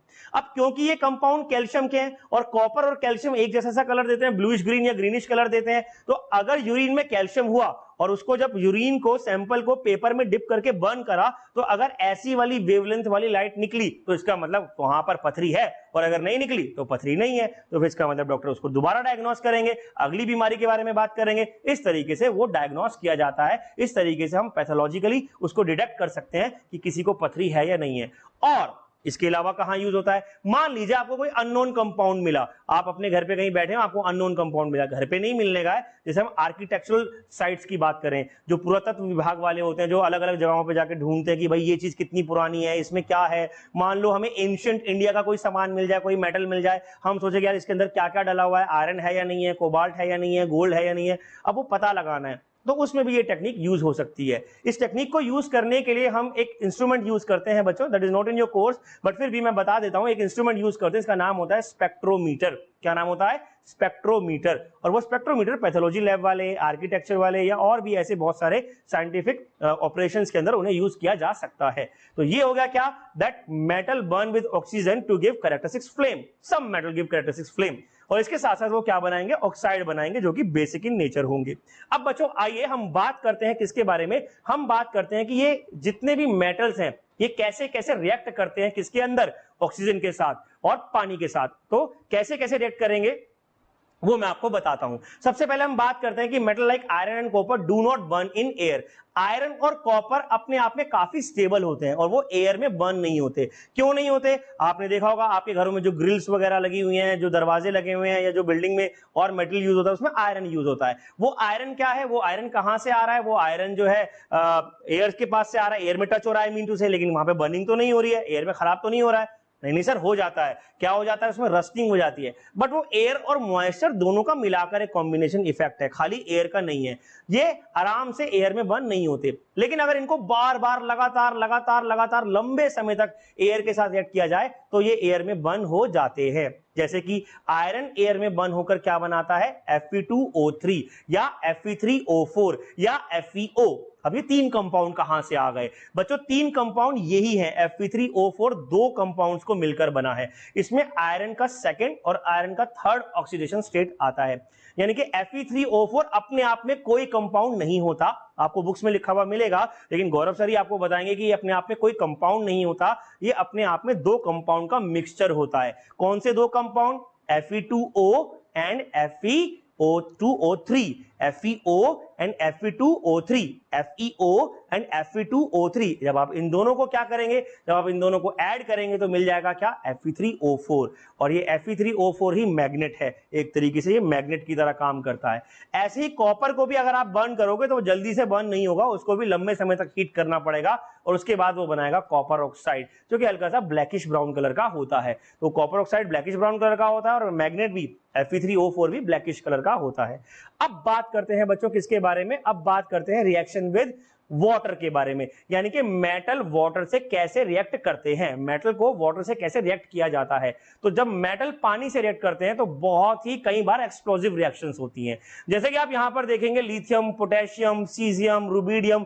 एल्कलाई मेटल्स की बात करा जाए तो alkali metals are very reactive toward metal, यानी कि आप इनको सिर्फ पानी में डाल दीजिए और वहीं पर ये रिएक्शन शुरू हो जाएगी। तो काफी एग्रेसिव रिएक्शंस होती है एल्कलाई मेटल्स की। लेकिन अलग अलग एलिमेंट्स कैसे रिएक्ट करते हैं, वो अलग अलग एलिमेंट्स इस तरीके से रिएक्ट करते हैं, जैसा कि हम एक एक्टिविटी में अब समझेंगे। आइए देखते हैं बच्चों ये एक्टिविटी। यहां पर हमने क्या करा, यहां पर हमने अलग अलग एलिमेंट्स लिए अपने पास एक बीकर के अंदर, और अब हम क्या करेंगे, इसके अंदर थोड़ा थोड़ा पानी डालेंगे। जैसे ही हमने इसके अंदर कोल्ड वाटर डाला, इनमें से कुछ एलिमेंट्स ऐसे हैं जो रिएक्ट करना शुरू कर देंगे। ये देखते हैं कौन कौन से। तो पहला एलिमेंट जो सबसे ज्यादा रिएक्ट कर रहा है वो कौन सा है, मैग्नीशियम। पोटेशियम भी करता है पर मैग्नीशियम जल्दी करता है, सोडियम भी करता है पर मैग्नीशियम जल्दी करता है। सोडियम मेटल बहुत विग्रसली रिएक्ट करेगा और बहुत विग्रसली रिएक्ट करके कई बार वो फायर तक निकाल देता है, बॉम्ब बनाने तक के काम आता है। कैल्शियम की बात की जाए तो कैल्शियम रिएक्ट करते करते ऊपर आ जाता है। ये क्वेश्चन एग्जाम में आता है, how calcium react, it float above. तो हमने क्या देखा, हमने यहां पर इस एक्टिविटी में ये भी देखेंगे कि आयरन, जिंक, एल्यूमिनियम ये आराम से कोल्ड वाटर में रिएक्ट नहीं करते, इनको भी रिएक्ट करने के लिए हमें हीट अप करना पड़ता है। जबकि पोटेशियम, सोडियम, मैग्नीशियम जैसे एलिमेंट्स कोल्ड वाटर में आराम से रिएक्ट कर जाते हैं, और रिएक्ट करने के बाद उसके अंदर वो H2 गैस भी बनाते हैं और वो एक्सोथर्मिक यानी कि हीट भी बहुत ज्यादा निकालते हैं। उसमें आप ये देखिएगा कि मैच स्टिक भी यहां पर क्या हो गई, बर्न हो गई अपने आप। तो ये रिएक्शन कैसे हो रही है, potassium plus H2O gives 2KOH plus H2 gas. Now this H2 gas is highly inflammable gas, आराम से आग पकड़ लेती है। H2 गैस दुनिया की सबसे ज्यादा इन्फ्लेमेबल गैस है, तो ये अपने आप में खतरनाक रिएक्शन है, इसको आप घर पे ना करें तो ज्यादा बेटर रहेगा। इसी तरीके से कैल्शियम का जैसे हमने बात करी कि कैल्शियम एक ऐसा एलिमेंट है, वो भी फायर कैच कर लेता है लेकिन वो फ्लोट करके ऊपर आ जाता है। तो any metal which react with water and come above the surface of the water, that is calcium. इस तरह के क्वेश्चन एग्जाम में आएंगे। और ये क्या बनाता है, ये बनाता है CaOH होल ट्वाइस, जिसको हम लाइम या चूना भी कहते हैं। तो चूने को जब पानी में मिलाते हैं तो बहुत ज्यादा हीट निकलती है, ये वही वाली रिएक्शन है। Ca plus H2O gives COOH whole twice. तो बच्चों हमने इसमें क्या क्या देखा कि मैग्नीशियम बहुत जल्दी रिएक्ट कर रहा है, एल्यूमिनियम, आयरन थोड़ा देर में कर रहे हैं, और कॉपर जो है वो तो बेचारा रिएक्ट कर ही नहीं पा रहा है कोल्ड वाटर में। तो कॉपर को कोल्ड वाटर में रिएक्ट कराने का कोई मतलब ही नहीं बनता, हम उसे हीट करना पड़ता है। अब किसी भी एलिमेंट को जब हमें हीट करना पड़ेगा तो वो अलग कहानी है, लेकिन मैग्नीशियम के साथ अगर बात की जाए तो मैग्नीशियम की खास बात क्या है कि ये भी जब हीट अप हो जाता है तो ये भी क्या करता है, फ्लोट करके ऊपर आ जाता है। तो मैग्नीशियम और कैल्शियम 2 एलिमेंट हो गए जो फ्लोट करके ऊपर आ जाते हैं जब वो पानी में रिएक्ट कर रहे होते हैं। और दोनों ही या सारे ही एलिमेंट क्या बनाते हैं, H2 गैस भी बनाते हैं। H2 गैस जैसा कि मैंने बताया ये इन्फ्लेमेबल गैस है और साथ साथ ये लाइटेस्ट गैस भी है। अगर हम बात करें कॉपर की, अगर हम बात करें ऐसे मेटल की जो आराम से रिएक्ट नहीं करते हैं पानी के साथ, जैसे कि हमने आयरन की बात करी, जिंक की बात करी और कभी कभार एल्यूमिनियम की भी बात करी, तो ये वो एलिमेंट्स हैं जिनको हमें स्टीम के साथ रिएक्ट करना पड़ता है। तो इस तरीके से हम एक अरेंजमेंट बनाते हैं जिसमें हम एल्यूमिनियम को, आयरन को या ऐसे किसी भी एलिमेंट को स्टीम के साथ रिएक्ट करते हैं। और ये हाइड्रोक्साइड ना बनाकर सिर्फ क्या बनाते हैं, ऑक्साइड बनाते हैं। यहां पर हाइड्रोक्साइड नहीं बनेगा, यहां केवल क्या बना था, ऑक्साइड बना था। आइए बच्चों अब इसको एक क्या करते हैं, समरी में समझते हैं। यहां पर हमने एलिमेंट्स को 3 अलग अलग पार्ट्स में डिवाइड करा। हमने बात करी रिएक्टिव मेटल्स की, हमने बात करी फेयरली रिएक्टिव यानी कि थोड़ा कम रिएक्टिव मेटल्स की, और हमने बात करी ऐसे मेटल जो आराम से रिएक्ट नहीं करते हैं। जो बहुत रिएक्टिव मेटल हैं जैसे कि पोटेशियम, सोडियम, मैग्नीशियम, कैल्शियम, वो ठंडे पानी यानी कोल्ड वाटर में भी रिएक्ट करते हैं और रिएक्ट करने के बाद वॉयलेंटली एक्सप्लोसिवली H2 गैस निकालते हैं। यानी कि इनको अगर आपने पानी में डाला तो एकदम से आग लगेगी, एकदम से ब्लास्ट होगा, और ये रिएक्शन आपको घर पे नहीं करनी चाहिए। इसके बाद अगर हम बात करें फेयरली रिएक्टिव की, तो मैग्नीशियम को हम दोनों में रख सकते हैं, फेयरली भी और रिएक्टिव मेटल में भी, लेकिन जिंक और आयरन आराम से कोल्ड वाटर में रिएक्ट नहीं करते, बल्कि ये कोल्ड वाटर में रिएक्ट करते ही नहीं है। इनको रिएक्ट करने के लिए हमें क्या करना पड़ता है, वाटर को थोड़ा हीट अप करना पड़ता है।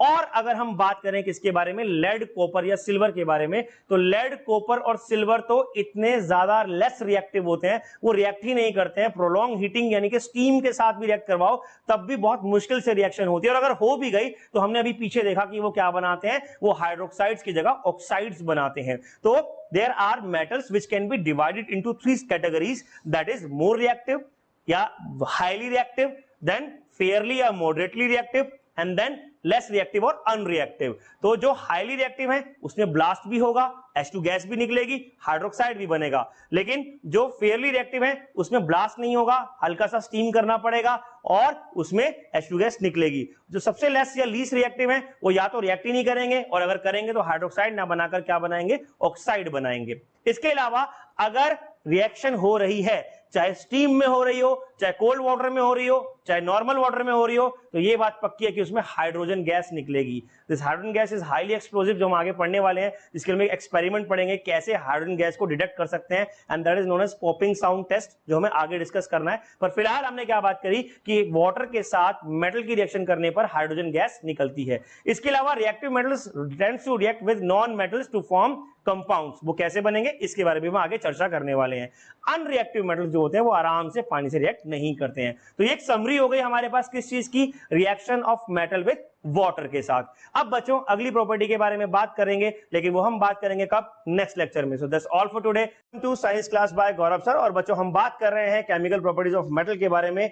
हमने इससे पहले पार्ट 1 में केमिकल प्रॉपर्टीज ऑफ मेटल के बारे में भी बात की थी। तब हमने बात की थी कि कैसे कैसे मेटल ऑक्सीजन के साथ या कैसे कैसे मेटल वाटर के साथ रिएक्ट करते हैं। हमने पढ़ा था कुछ मेटल्स जो होते हैं वो बहुत ज्यादा रिएक्टिव होते हैं और वो एक्सप्लोसिवली वाटर के साथ या ऑक्सीजन के साथ रिएक्ट करते हैं, जैसे कि सोडियम, पोटेशियम एक्सेट्रा। और हमने ये भी पढ़ा था कि बहुत सारे एलिमेंट्स या मेटल ऐसे हैं जो पानी के साथ या ऑक्सीजन के साथ रिएक्ट ही नहीं करते हैं, जैसे कि आपकी ज्वेलरी, जी हां, जिसके अंदर आपको प्रेजेंट मिलेगा क्या, गोल्ड और सिल्वर। तो gold, silver, copper, mercury, platinum, ये सब एलिमेंट्स जो है वो मेटल के साथ, वो वाटर के साथ, ऑक्सीजन के साथ जल्दी से रिएक्ट नहीं करते। अब एक क्वेश्चन दिमाग में आता है कि सर ये जल्दी से रिएक्ट क्यों नहीं करते, या कुछ जल्दी से रिएक्ट करते हैं और हमें कैसे पता चलेगा कौन कैसे रिएक्ट करता है। या हम बात करना चाहेंगे आज किसके बारे में, हम आज बात करना चाहेंगे रिएक्टिविटी ऑफ एलिमेंट्स या मेटल्स के बारे में। बच्चों आपको पता है कि जो मेटल्स होते हैं उनकी हमने अलग अलग प्रॉपर्टीज पढ़ी हैं, जैसे कि हमने पढ़ा है कि मेटल्स जो होते हैं उनके यूजेस क्या हैं, उनका अपीयरेंस क्या है, उनकी प्रॉपर्टीज क्या है, उनकी रिएक्टिविटी क्या है, ये सब अलग अलग मेटल्स की अलग अलग होती है। जैसे हम बात करें गोल्ड की, तो गोल्ड येलोइश कलर का दिखता है।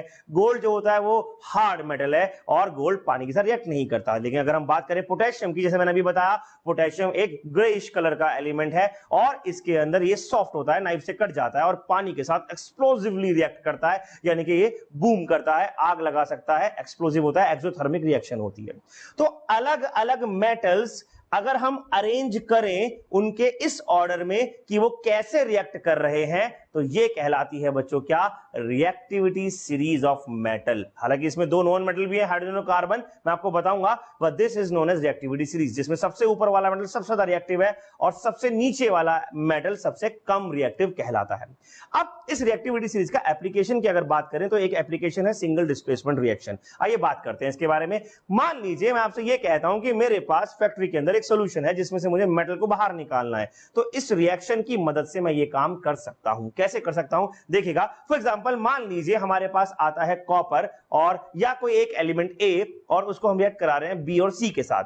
तो यहां पर क्या हुआ, ए ने बी को क्या कर दिया, डिस्प्लेस कर दिया। क्यों? क्योंकि ए रिएक्टिविटी सीरीज में ऊपर है एज कंपेयर टू बी, तो ए क्या हो गया, रिएक्टिव हो गया, बी क्या हो गया, लेस रिएक्टिव हो गया, इसलिए ए ने बी को डिस्प्लेस कर दिया उसके कंपाउंड से। तो जैसे मैं कह रहा था कॉपर की बात कर लेते हैं। कॉपर अगर AgNO3 के साथ रिएक्ट करे तो सोचिए क्या होगा, फटाफट प्ले करिएगा इसको, सोचिए क्या होगा, कैसे होगा ये रिएक्शन। तो आइए मैं आपको बताता हूं। मान लीजिए आपने AgNO3 का सॉल्यूशन लिया जो कि लाइट ब्लू कलर का है और उसमें आपने कॉपर डाला। अब आप देखेंगे कि कॉपर रिएक्टिविटी सीरीज में ऊपर है तो वो सिल्वर को क्या करेगा, डिस्प्लेस कर देगा। जो ऊपर है वो नीचे वाले को डिस्प्लेस कर देगा और CuNO3 का डार्क ब्लू सॉल्यूशन बनाएगा। तो रिएक्टिविटी सीरीज में हमने क्या समझा कि जो ऊपर वाला एलिमेंट है वो नीचे वाले एलिमेंट को डिस्प्लेस करता है। और मैंने आपको बताया था हाइड्रोजन और कार्बन ये दो नॉन मेटल हैं जो हमने रिएक्टिविटी सीरीज में रखे हैं। क्यों रखे हैं इसके बारे में भी हम आगे डिस्कस करेंगे, लेकिन बाकी रिएक्टिविटी सीरीज में हमने सारे के सारे क्या रखे हैं, मेटल्स रखे हैं। तो मेटल्स की मान लीजिए हम एसिड के साथ रिएक्शन करते हैं तब क्या होता है, और एसिड वो होते हैं जो H+ आयन देते हैं, हम लोगों ने पहले भी पढ़ा हुआ है। फॉर एग्जांपल हमने HCl में मैग्नीशियम डाला तो क्या होगा, तो वहां पर HCl में से H को डिस्प्लेस कर देगा मैग्नीशियम, क्योंकि मैग्नीशियम ऊपर है हाइड्रोजन नीचे है, और बन जाएगा क्या, MgCl2। तो MgCl2 क्यों बना, क्योंकि हाइड्रोजन को रिप्लेस कर दिया। लेकिन अगर हम प्लेटिनम की बात करें जो कि सबसे नीचे यानी कि हाइड्रोजन से भी कम रिएक्टिव है, तो ये काम नहीं कर पाएगा, कोई रिएक्शन नहीं होगी। तो रिएक्टिविटी सीरीज हमें यह बताती है कि रिएक्शन होगी या नहीं होगी, कोई डिस्प्लेस होगा मेटल या नहीं होगा। तो इस तरीके से हम मेटल्स और नॉन मेटल्स के सॉल्ट्स को आपस में डिस्प्लेस कर सकते हैं। फॉर एग्जांपल मान लीजिए मेरे पास एक मेटल है मैलाकाइट, और मैलाकाइट का जो फॉर्मूला होता है वो होता है कॉपर कार्बोनेट यानी कि CuCO3। जब हम कॉपर कार्बोनेट को गर्म करते हैं तो उससे हमें मिलता है CuO। अब ये CuO एक और की तरह काम करता है, जिसमें अगर हम कार्बन की रिएक्शन कराएं जो कि ज्यादा रिएक्टिव है, तो कार्बन क्या करेगा, CuO में से Cu को रिप्लेस कर देगा और खुद ऑक्सीजन के साथ रिएक्ट करके कार्बन मोनोऑक्साइड बनाएगा और हमें प्योर कॉपर अलग से मिल जाएगा। तो इस तरीके से बच्चों हमने क्या सीखा, हमने सीखा कि जब कभी कोई मोर रिएक्टिव एलिमेंट किसी लेस रिएक्टिव एलिमेंट के सॉल्ट के साथ रिएक्ट करता है तो वो क्या करता है, तो वो दूसरे एलिमेंट को डिस्प्लेस कर अपना कंपाउंड बना देता है। ये कहलाती है बच्चों क्या, रिएक्टिविटी सीरीज। तो रिएक्टिविटी सीरीज में ऊपर वाला एलिमेंट रिएक्टिव और नीचे वाला एलिमेंट लीस्ट रिएक्टिव, याद रखिएगा। अब बच्चों अगर हम इसकी डेफिनेशन की बात करें तो the arrangement of metal in order of decreasing reactivity is called reactivity series.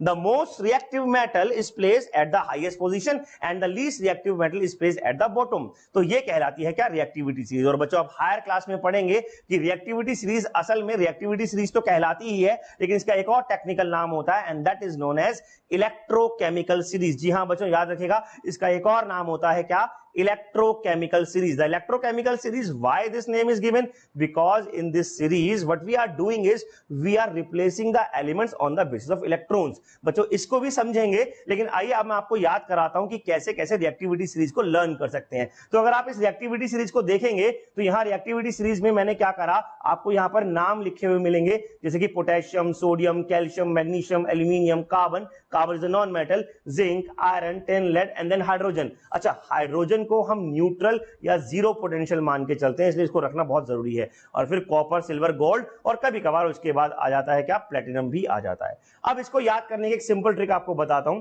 तो हमारे पास P potassium, S sodium, Cal calcium. तो इस तरीके से आप इसकी एक ट्रिक बनाएंगे, please stop calling me careless zebra, please stop calling me careless zebra, instead try learning how copper save gold. Please stop calling me careless zebra, calling me a careless zebra, instead try learning how copper save gold. तो इस तरीके से आप इसको याद कर सकते हैं। हिंदी में याद करना है तो उसकी भी एक ट्रिक बताता हूं। उसकी ट्रिक क्या है, उसकी ट्रिक है, कालू नाथ का माली आलू कभी जरा फीके से पकाता है।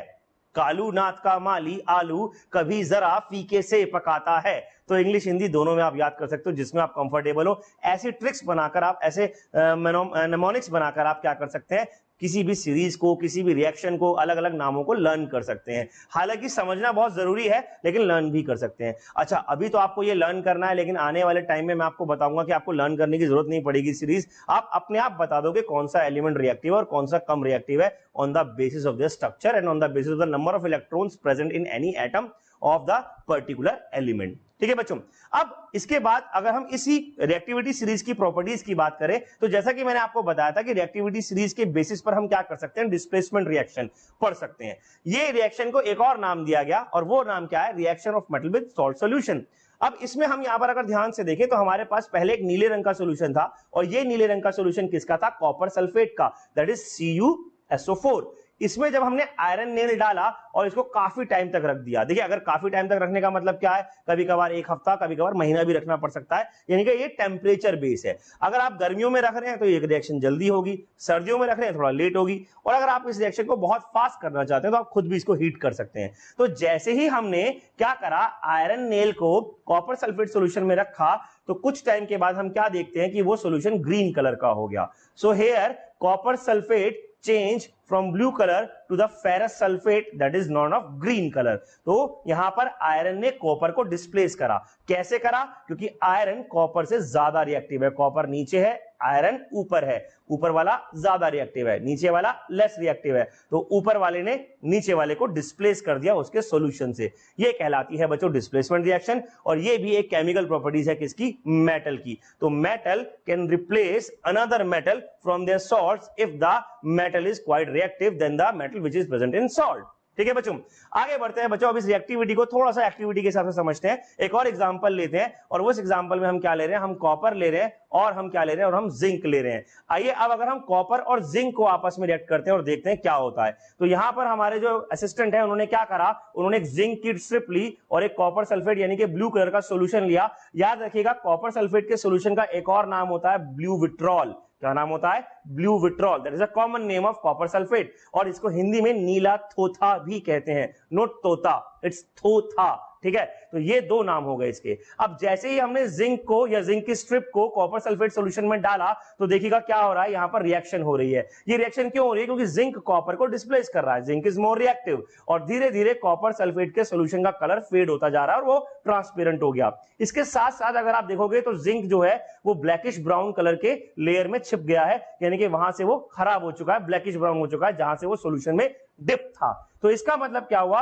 जिंक ने कॉपर को डिस्प्लेस कर दिया। कैसे करा? आइए समझते हैं इसको इलेक्ट्रॉनिक कॉन्फ़िगरेशन के हिसाब से, क्योंकि मैंने आपको बताया था कि डिस्प्लेसमेंट रिएक्शन को एक और नाम दिया गया, दैट इज इलेक्ट्रोकेमिकल रिएक्शन, यानी कि उसमें इलेक्ट्रॉन्स का भी कोई ना कोई यूज होगा। तो अगर आप देखेंगे कि कॉपर सल्फेट सॉल्यूशन में दो तरह के आयंस हैं, एक कॉपर आयन और एक sulphate ion, that is Cu2+ और SO4 2-। अब सोचिए कि जिंक के साथ ऐसा क्या हुआ, जिंक ने ऐसा क्या करा कि कॉपर का सॉल्यूशन का कलर डिस्प्लेस हो गया, ट्रांसपेरेंट हो गया।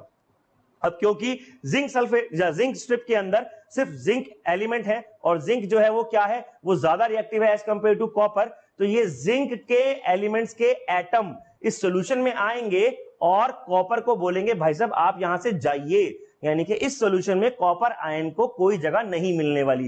कैसे नहीं मिलने वाली? सबसे पहले जिंक क्या करेगा, सबसे पहले जिंक अपने 2 इलेक्ट्रॉन लूज कर देगा, और 2 इलेक्ट्रॉन लूज करने के बाद क्या बनाएगा? Zn2+ ion, that is zinc ion. तो मैंने आपको बताया इलेक्ट्रोकेमिकल सीरीज, और वो इलेक्ट्रोकेमिकल सीरीज क्यों है? क्योंकि यहां पर इलेक्ट्रॉन्स का इन्वॉल्वमेंट हो रहा है, और जब जिंक अपने 2 आयन इलेक्ट्रॉन्स को लूज कर देगा, इसको हम बोलते हैं जिंक इज ऑक्सीडाइज।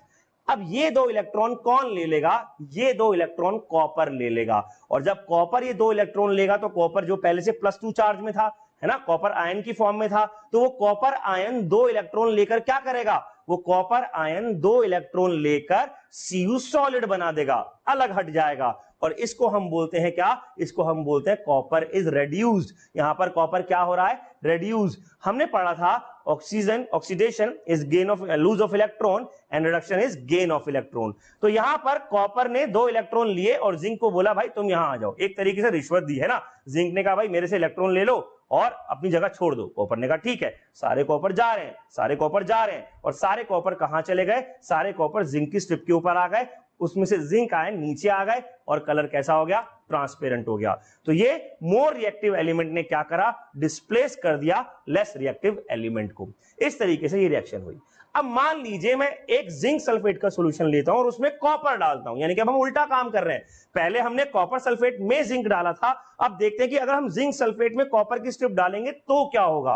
पर क्योंकि हमें पता है क्या कि हम अगर कॉपर की बात करें तो copper is less reactive than zinc, फिर भी हमने कहा चलिए करके देखते हैं। तो हम थोड़ी देर को इसको डिप करके रखेंगे, थोड़ा टाइम देंगे, लेकिन फिर भी हमें पता है, क्या पता है कि कॉपर तो बहुत नीचे है, लीस्ट रिएक्टिव है, और जिंक बहुत हाईली रिएक्टिव है। तो कॉपर के बस की बात नहीं है कि वो जिंक से ये कह सके कि भैया आप यहां से हट जाइए, है ना।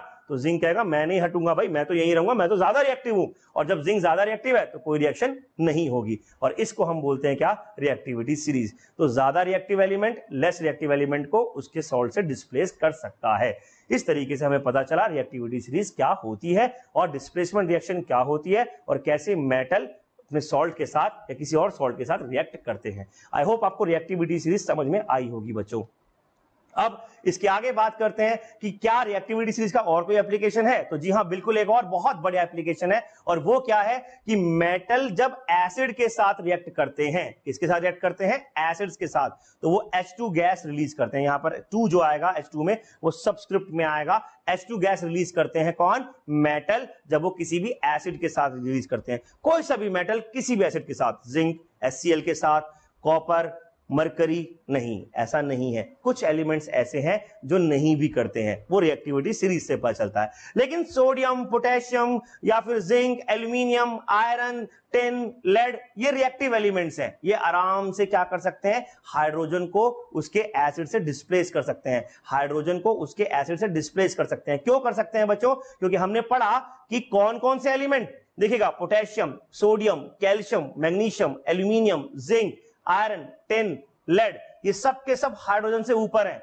ये सब के सब हाइड्रोजन को उसके सॉल्ट से डिस्प्लेस कर सकते हैं। लेकिन अगर हम बात करें कॉपर, सिल्वर, गोल्ड की, तो ये हाइड्रोजन से नीचे हैं, और जब ये हाइड्रोजन से नीचे आ गए तो इसका मतलब ये क्या कर सकते हैं, ये एसिड के साथ आसानी से तो कम से कम रिएक्शन नहीं कर पाएंगे, उसके लिए आपको ड्रास्टिक कंडीशन यूज करनी पड़ेगी, पर वो हम क्यों करें, है ना। तो इस तरीके से अब एक क्वेश्चन इस पे बनता है कि मान लीजिए आपके पास एक कंटेनर है और वो आयरन का कंटेनर है, और उस आयरन के कंटेनर में आपने एसिड डाला, आपने उसको स्टोर करके रखा, इज गुड और bad, then it will be a bad thing. क्यों, क्योंकि आयरन तो एसिड के साथ रिएक्ट कर जाएगा। तो फिर एसिड को किस कंटेनर में रखें, एसिड को रखेंगे कॉपर के कंटेनर में, सिल्वर के कंटेनर में या गोल्ड के कंटेनर में।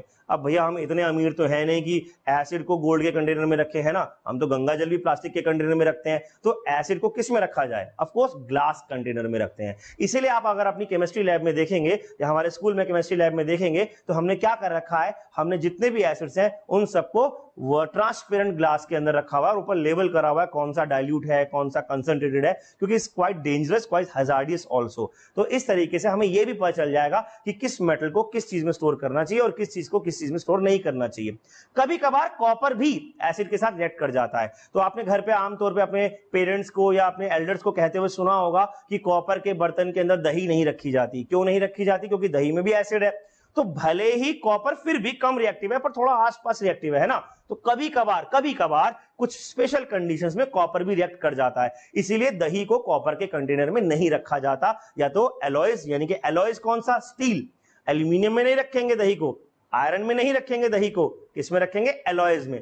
एलॉयज क्या होते हैं, that is a different topic and we will discuss it later on. तो इस तरीके से हमें यह पता चलता है बच्चों क्या, कि हमारे पास जो मेटल्स हैं वो एसिड के साथ रिएक्ट करके क्या देते हैं, H2 गैस देते हैं। अब मैंने कहा और तुमने मान लिया, ऐसा तो होने वाला है नहीं ना सर, हम तो ऐसे कोई चीज मानते ही नहीं है, और हम माने या ना माने साइंस ऐसे कोई चीज नहीं मानती। तो क्या नहीं मानना है, पहले ये मैं आपको बता दूं, आपको ये पता लगाना है कि सच में H2 गैस निकल भी रही है नहीं, क्योंकि यहां पर ठीक है कुछ बबल्स तो बन रहे हैं इन दोनों एसिड्स में, मैंने HNO3 में और मैंने HCl में जिंक और एल्यूमिनियम डाला तो बबल्स तो बन रहे हैं, पर ये बबल्स H2 गैस के ही हैं क्या, ऐसा कंफर्म्ड है क्या, ये CO2 नहीं हो सकती, क्या ये O2 नहीं हो सकती। तो सर आप कहेंगे कि यहां पे तो C है ही नहीं, यहां तो O है ही नहीं, पर हमें क्या पता एयर से आ रही हो। So we have to confirm whether the gas is H2 और not, and to confirm that whether the gas is H2 or not, what we have to do, we have to do a popping sound test, a very famous test for hydrogen gas। तो hydrogen gas अपने आप में एक बहुत ही flammable gas होती है। मैंने ये बात आपको पहले भी बताई हुई है बच्चों, हाइड्रोजन गैस ब्रह्मांड की, यूनिवर्स की सबसे हल्की गैस है, यानी कि इससे लाइटेस्ट गैस हीलियम भी नहीं है, जो अकेला एटम है वो भी इससे भारी है। तो H2 is the lightest gas found in universe till now, अभी तक तो हमें यही मिली है।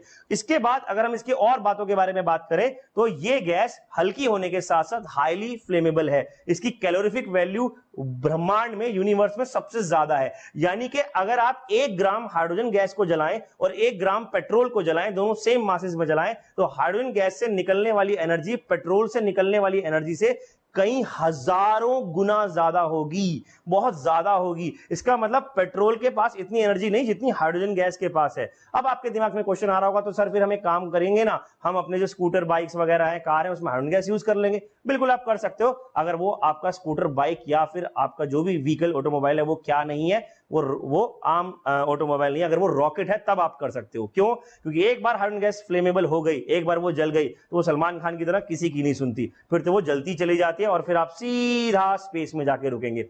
ये बहुत ज्यादा एक्सप्लोसिव है, that's why it can not be used in normal conditions. उसको रॉकेट्स में as a propellant fuel use किया जाता है, बहुत ज्यादा एनर्जी देती है। हमारे पास अभी ऐसा कोई इंस्ट्रूमेंट नहीं बना जिससे हम इसको कंट्रोल कर सके, है ना, तो इसलिए हम ये हाइड्रोजन गैस यूज नहीं कर पाते। खैर, हमारा मकसद ये जानना नहीं है फिलहाल कि पेट्रोल की यूज करना है या हाइड्रोजन गैस यूज करना है, हमें तो ये जानना है कि हाइड्रोजन गैस बन रही है या नहीं बन रही। तो हम कैसे करेंगे? सबसे पहली बात कि वो आपको अपने टीचर की प्रेजेंस में ही ये काम करना है। That's why I am saying it's a very flammable gas, so you can safely test for a small quantity, और वो भी small quantity of hydrogen gas। कैसे? आप यहां पर ध्यान से देखेंगे तो ये एक आपको एक स्टैंड मिलेगा, and this stand is sometime known as burette stand. इसमें ब्यूरेट लगाई जा सकती है, इसमें टेस्ट ट्यूब लगाई जा सकती है, और यहां पर एक क्लैंप लगेगा। इस क्लैंप में हमने क्या करा, एक टेस्ट ट्यूब लगाई। इस टेस्ट ट्यूब को लगाने के बाद इस क्लैंप में हमने क्या डाला, इसमें हमने थोड़ा सा जिंक या कोई सा भी मेटल ग्रेन्यूल्स डाले। Now there is a question arise कि ग्रेन्यूल्स क्यों डाले सर? ग्रेन्यूल्स इसलिए डाले ताकि रिएक्शन थोड़ा जल्दी हो सके, है ना। जैसे मान लीजिए आपको चाय में चीनी घोलनी है, अब चाय में चीनी घोलनी है तो आपके पास चीनी का जो अगर मान लो कोई बहुत बड़ा सा टुकड़ा है वो घोलना है, और चीनी का पाउडर घोलना है, तो कौन सा जल्दी घुलेगा? पाउडर ऑफ कोर्स जल्दी घुलेगा।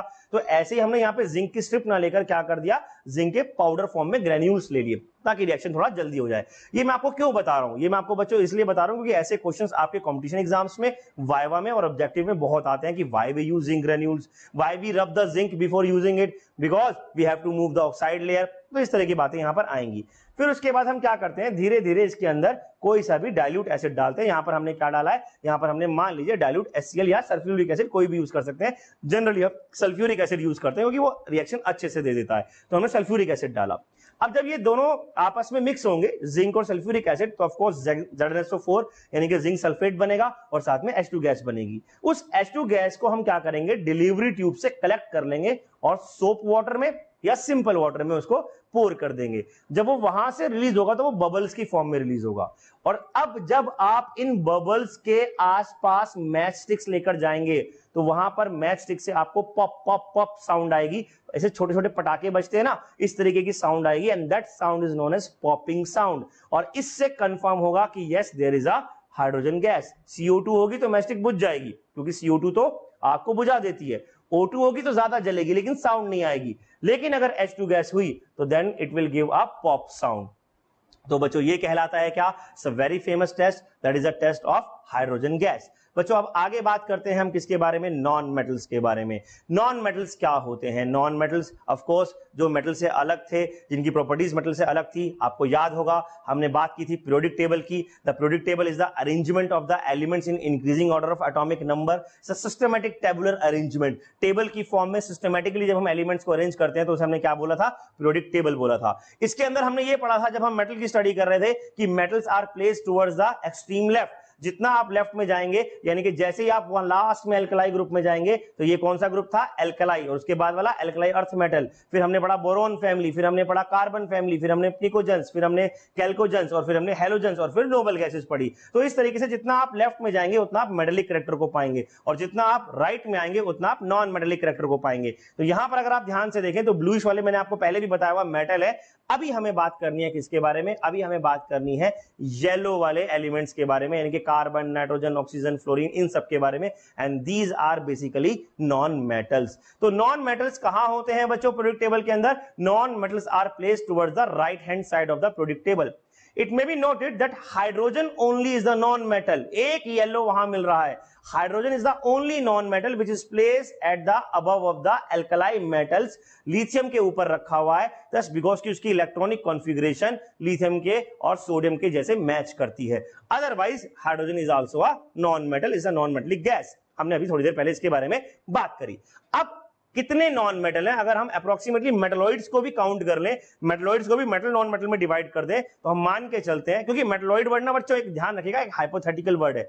मेटलॉइड जैसी कोई चीज होती नहीं है, या तो एक्स होगा या वाई होगा, या दिन होगा या रात होगा, या काला होगा या गोरा होगा, ग्रे का पंगा यहां पर है नहीं। तो फिर भी हम बस स्टडी के लिए मेटलॉइड बोल देते हैं। तो अगर हम मेटलॉइड वर्ड को हटा दें और हम सभी को या तो मेटल माने या नॉन मेटल माने, तो हम ये मान के चलेंगे कि हमारे पास 22 नॉन मेटल्स हैं। उनमें से भी एक क्वेश्चन बहुत इंपॉर्टेंट एग्जाम में आता है बच्चों, उनमें से भी 10 नॉन मेटल कैसे हैं, सॉलिड है, और एक नॉन मेटल जो कि ब्रोमीन है, और वो ये रहा ब्रोमीन, है ना, जो ब्रोमीन है ये लिक्विड नॉन मेटल है। और इसके अलावा बाकी के 11 नॉन मेटल कैसे हैं, जैसे ऑक्सीजन हो गया, नाइट्रोजन हो गया, वो गैसेस हैं।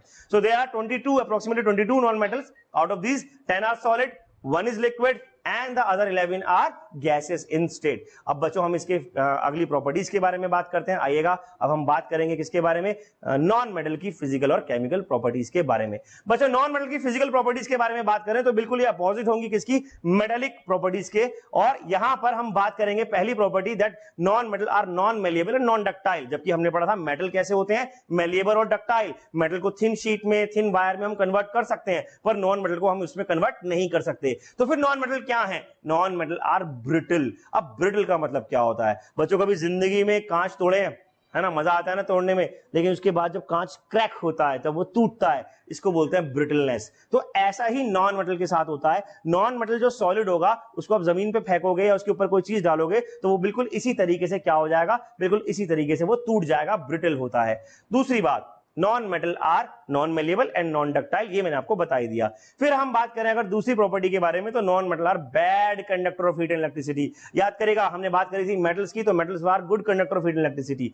इसमें भी एक्सेप्शन आता है किसका, इसमें एक्सेप्शन आता है ग्रेफाइट का, इसमें एक्सेप्शन आता है एक आधे और सब्सटेंसेस का, पर graphite is the exception of non metal in which it can conduct electricity. अब क्वेश्चन आता है कि ये इलेक्ट्रिसिटी क्यों कंडक्ट कर पा रहा है, क्योंकि उसके अंदर क्या होता है, उसके अंदर फ्री इलेक्ट्रॉन्स होते हैं। तो बच्चों जो नॉन मेटल होते हैं वो किस काम आएंगे, अब जैसे मान लीजिए आपने कोई वायर देखी हो, और वायर में आपको दो चीजें मिलेंगी, एक अंदर कॉपर होता है ना, और उसके ऊपर एक इंसुलेशन लेयर होती है, प्लास्टिक जिसे आप बोल देते हो, हालांकि वो प्लास्टिक नहीं होता है, आई एम टेलिंग यू। यहां पर ये जो ऊपर का इंसुलेशन है, ये इंसुलेशन कैसा है, इंसुलेटर है, ये नॉन मेटल है। और अंदर की जो ये वायर है जिसमें करंट जा रहा है, ये क्या है, ये मेटल है। तो मेटल कैन कंडक्ट इलेक्ट्रिसिटी, जैसे हमने बात करी थी टंगस्टन की, सिल्वर की, गोल्ड की, but non metal can not usually conduct electricity except what, graphite. बात करते हैं बच्चों किसके बारे में, डायमंड के बारे में। जी हाँ, डायमंड के बारे में बात करेंगे, लेकिन डायमंड के बारे में क्यों बात करेंगे, क्योंकि हमें बात करनी है नॉन मेटल के लस्ट्रस प्रॉपर्टी की। Non metal are not lustrous, वो चमकते नहीं है, एक्सेप्ट डायमंड जो कि बहुत ज्यादा चमकता है। लेकिन अगर आप उसी के आसपास के सल्फर को देखें, सेलेनियम को देखें, तो ऐसा लगेगा जैसे मिट्टी रखी हुई है ना, या पत्थर रखा हुआ है, तो वो नॉन लस्ट्रस होते हैं। But diamond is an exception, although only not diamond, diamond, graphite and iodine, तीन एक्सेप्शन आते हैं हमारे पास कोर्स में, those which are not showing the property of non metal, that is they are lustrous। वो क्या है, lustrous है। इनके अलावा बाकी सारे कैसे हैं, नॉन lustrous हैं। तो डायमंड भी एग्जाम में आएगा, ग्रेफाइट भी आएगा, और आयोडीन भी आएगा। आयोडीन के बारे में आपको एक बात बता दूं, आयोडीन वैसे तो सॉलिड होता है, लेकिन हल्की सी गर्मी मिलती है वो सब्लिमेट हो जाता है, और वो वोलेटाइल होने की वजह से हवा में उड़ जाता है। तो कई बार हम आयोडीन को सॉलिड भी नहीं बोलते हैं, लेकिन फिलहाल आपको अपने कोर्स में से सॉलिड बोलना है। एग्जाम में क्वेश्चन आता है what is the state of iodine, then you have to say it it's a solid. ठीक है, ये याद रखेंगे। अब बात करते हैं बच्चों इनकी और अगली कुछ प्रॉपर्टीज के बारे में, जो कि थोड़ी नॉर्मल प्रॉपर्टीज है, जैसे कि non metal are solid, liquid, gas, तीनों हो सकते हैं। मैंने आपको बताया 10 सॉलिड है, एक लिक्विड है ब्रोमीन, और 11 क्या है, गैसेज है। Non metal are generally soft, generally कैसे होते हैं, सॉफ्ट होते हैं। लेकिन इनके साथ एक्सेप्शन क्या है, एक अकेला नॉन मेटल ऐसा जो सब पे भारी है, and that is diamond. Diamond is the hardest substance found in universe, है ना, अभी तक हमें सबसे हार्ड सब्सटेंस यही मिला है। और ये क्या है, थोर के जो थोर का होता है ना हथौड़ा, उससे भी ज्यादा हार्ड है, तो ऐसा मानते हैं। फिलहाल ये क्या है, हार्डेस्ट सब्सटेंस है, एक्सेप्शन है। फिर हम बात करते हैं नॉन मेटल के बारे में। Non metal have generally low melting and boiling point accept diamond and graphite. यहां पर डायमंड नहीं लिखा है, पर आप याद रखेंगे डायमंड और ग्रेफाइट का मेल्टिंग एंड बॉइलिंग पॉइंट बहुत ज्यादा हाई होता है। फिर non metal have low densities except diamond and graphite and iodine also. तो इसका मतलब आयोडीन, ग्रेफाइट और डायमंड, आयोडीन, ग्रेफाइट और डायमंड, ये सब क्या है, एक्सेप्शंस में आ जाते हैं ज्यादातर किसके, नॉन मेटल्स के। अच्छा, डायमंड कोई नॉन मेटल है क्या, या ग्रेफाइट कोई नॉन मेटल है? नहीं सर, ये तो सब्सटेंस है। तो फिर हम इसे नॉन मेटल क्यों कह रहे हैं? आपको ये क्वेश्चन दिमाग में आना चाहिए कि डायमंड तो एक सब्सटेंस होता है, उसको आप नॉन मेटल कैसे कह सकते हो? वो इसलिए बच्चों क्योंकि डायमंड के अंदर अगर प्योरेस्ट फॉर्म ऑफ डायमंड देखी जाए, जो कि नहीं मिलती है आसानी से, लेकिन अगर प्योरेस्ट फॉर्म ऑफ डायमंड देखी जाए तो प्योरेस्ट फॉर्म ऑफ डायमंड केवल एक ही है, दैट इज जिसके अंदर सिर्फ और सिर्फ कार्बन मिलेगा। तो कार्बन एक नॉन मेटल है। ऐसी प्योरेस्ट फॉर्म ऑफ ग्रेफाइट की बात की जाए तो उसमें सिर्फ कार्बन मिलेगा। कार्बन के एलोट्रॉप्स हैं डायमंड और ग्रेफाइट, यानी कि दोनों कार्बन से ही बने हुए हैं, दोनों ही भाई भाई हैं आपस में, हल्का हल्का प्रॉपर्टीज का डिफरेंस है।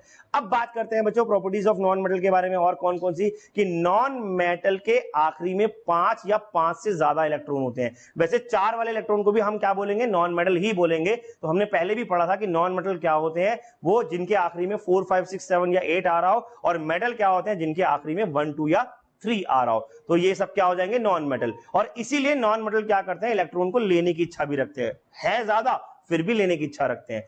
सोडियम हो गया, पोटेशियम हो गया, जो मेटल थे उनके आखिरी में 1, 2, 3 थे, फिर भी देने की इच्छा रखते हैं। और इसीलिए मैंने उन्हें क्या बोला था? महान। याद है ना, एम से मेटल और एम से महान। वो हमेशा क्या करेंगे? इलेक्ट्रॉन्स को देंगे। अगर बात करी जाए नॉन मेटल की केमिकल प्रॉपर्टीज के बारे में, तो बच्चों नॉन मेटल की केमिकल प्रॉपर्टीज मेटल की केमिकल प्रॉपर्टीज से थोड़ा सा हमें कम पढ़नी है। हालांकि ये नहीं है इसका मतलब कि ये कम है, बट हमारे कोर्स में कम है। जब हम हायर क्लास में आएंगे तो ये ज्यादा है बल्कि, ठीक है। तो हम पहली प्रॉपर्टी की बात करें, same as the property of metal, तो यहां पर नॉन मेटल किससे रिएक्ट कर रहे हैं? ऑक्सीजन से रिएक्ट कर रहे हैं। नो, ऑक्सीजन से रिएक्ट करने के बाद ये क्या बनाएंगे? ऑक्साइड बनाएंगे। जैसे मेटल भी ऑक्साइड बना रहे थे, जैसे H2 + O2 gives H2O। Sir ये ऑक्साइड है? जी हाँ, बिल्कुल ऑक्साइड है। और नॉन मेटल के ऑक्साइड्स जनरली एसिडिक होते हैं। याद करिए, मैंने आपको बताया था मेटल के ऑक्साइड्स हमने पार्ट 1 में पढ़े थे, that metal oxides are neutral और sometime, many time they are basic but sometime they are neutral. और नॉन मेटल ऑक्साइड जनरली क्या होते हैं? एसिडिक होते हैं।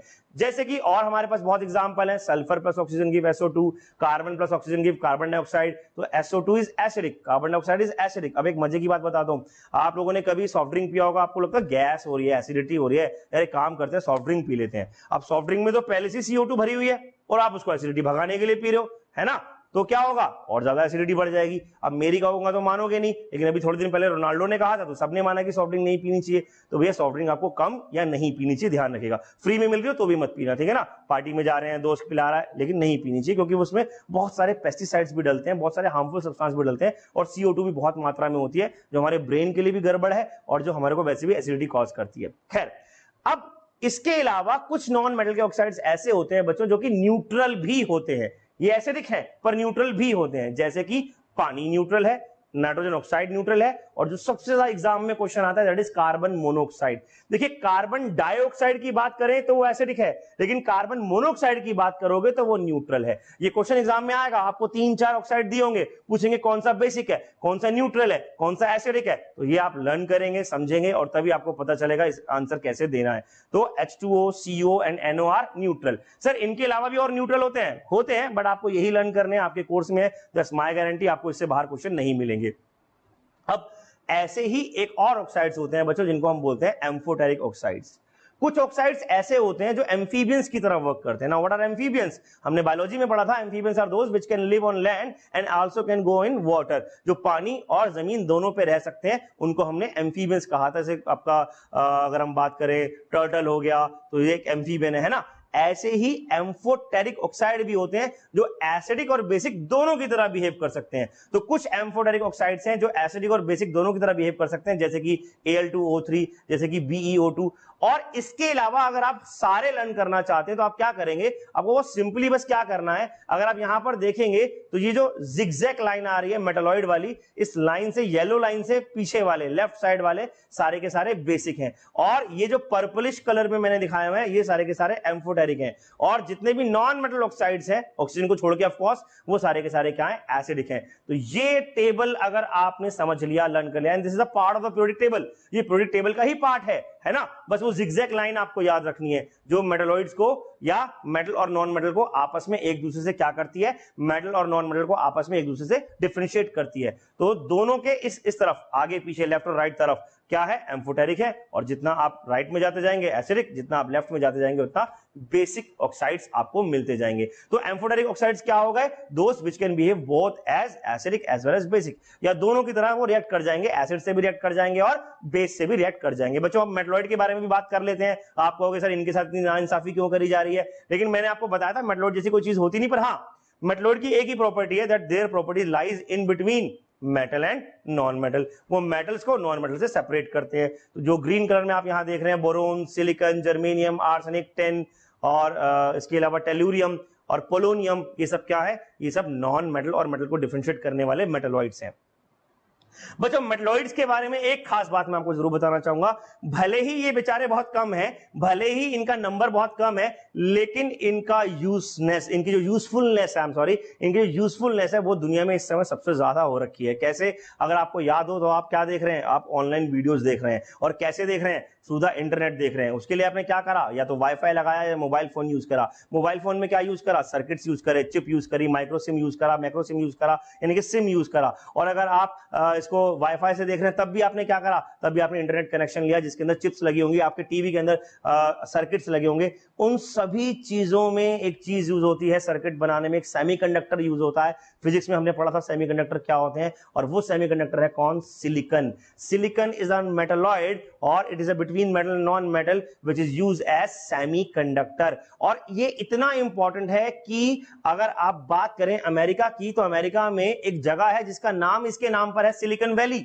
नाम सुना है कभी? बिल्कुल आपने सुना हुआ है, दैट इज कैलिफोर्निया के अंदर है सिलिकॉन वैली, जहां पर सारे के सारे इलेक्ट्रॉनिक्स के बारे में या आईटी इंडस्ट्रीज के हब माना जाता है। ऐसी इंडिया में भी एक छोटी सी सिलिकॉन वैली है, हम बेंगलोर के नाम से पहचानते हैं। तो Bangalore is the silicon valley of India, जो आईटी हब माना जाता है। तो सिलिकॉन वैली वर्ड क्यों आया, क्योंकि silicon is a semiconductor which is widely and which is most potently used in electronic items in making circuits, ICs, that is integrated circuits. क्या होते हैं फिजिक्स में पढ़ेंगे, बट उसके लिए वो यूज करी जाती है। तो ये हो गए मेटलॉइड्स। मेटलॉइड्स की प्रॉपर्टीज के बारे में बात करें तो जैसे जर्मेनियम हो गया, या आर्सेनिक हो गया, या सिलिकॉन हो गया, सिलिकॉन तो हम बात कर ही चुके हैं। पोलोनियम हो गया, polonium is a radio active metalloid and this is widely used in India in reactors, nuclear reactors। India का जो न्यूक्लियर रिएक्टर प्रोग्राम है, इंडिया में 6 न्यूक्लियर रिएक्टर इस समय चल रहे हैं, 6 न्यूक्लियर रिएक्टर इस समय चल रहे हैं। एक श्रीहरिकोटा में है, एक आपका यूपी में भी है। अभी कुछ दिन तो पहले नहीं, 2 साल पहले शायद जब जयललिता जी जिंदा थी तब उस समय की बात है, 2-3 साल पहले की बात है। तो कर्नाटका के अंदर भी एक न्यूक्लियर रिएक्टर जो है इंडियन गवर्नमेंट ने शुरू करा था। तो वहां पर वो जो न्यूक्लियर रिएक्टर यूज कर रहे हैं, उस न्यूक्लियर रिएक्टर का जो बेस रेडियोएक्टिव एलिमेंट है वो पोलोनियम है, पोलोनियम 214 है। तो ये भी क्वेश्चन जनरल नॉलेज में एग्जाम में आ जाता है। बच्चों अगर हम मेटल्स के और नॉन मेटल्स के यूजेस की बात करें तो नॉन मेटल के यूजेस के बारे में बात कर लेते हैं। सल्फर का बहुत जगह यूज होता है, सल्फ्यूरिक एसिड बनाने में यूज होता है। अलग अलग मेटल सॉल्ट जैसे कि copper sulphate, iron sulphate, zinc sulphate बनाने में यूज होता है। ऑक्सीजन की बात करें तो भैया ऑक्सीजन के यूज तो आपको मालूम ही होंगे, जिंदा रहने के लिए सनम ऑक्सीजन की जरूरत है ना, तो गाना आता है ना, तो ऑक्सीजन की जरूरत ज्यादा है, उसको देखो या मत देखो ऑक्सीजन जरूर चाहिए हमें। नाइट्रोजन की बात करें तो ये नाइट्रोजन कहां मिलती है सर, हमें तो चिप्स के पैकेट में मिलती है, लेकिन ये एनवायरमेंट में भी कितनी है, अराउंड 79% है। और इसके अलावा नाइट्रोजन का जो बेसिक यूज हम लोग करते हैं वो फर्टिलाइजर्स में यूज करते हैं, NPK fertilizer, that is nitrogen phosphorus and potassium fertilizers, nitrogen का यूज वहां किया जाता है। जिस व्यक्ति ने सबसे पहली बार एनवायरमेंट से नाइट्रोजन को लेकर फर्टिलाइजर की तरह यूज करने की बात की थी, उनका नाम था हेबर्स। और जब उन्होंने ये बात की तो उनको इस बात पे नोबेल प्राइज मिला, सिर्फ बात करने पे नहीं, रिएक्शन देने पे नोबेल प्राइज मिला।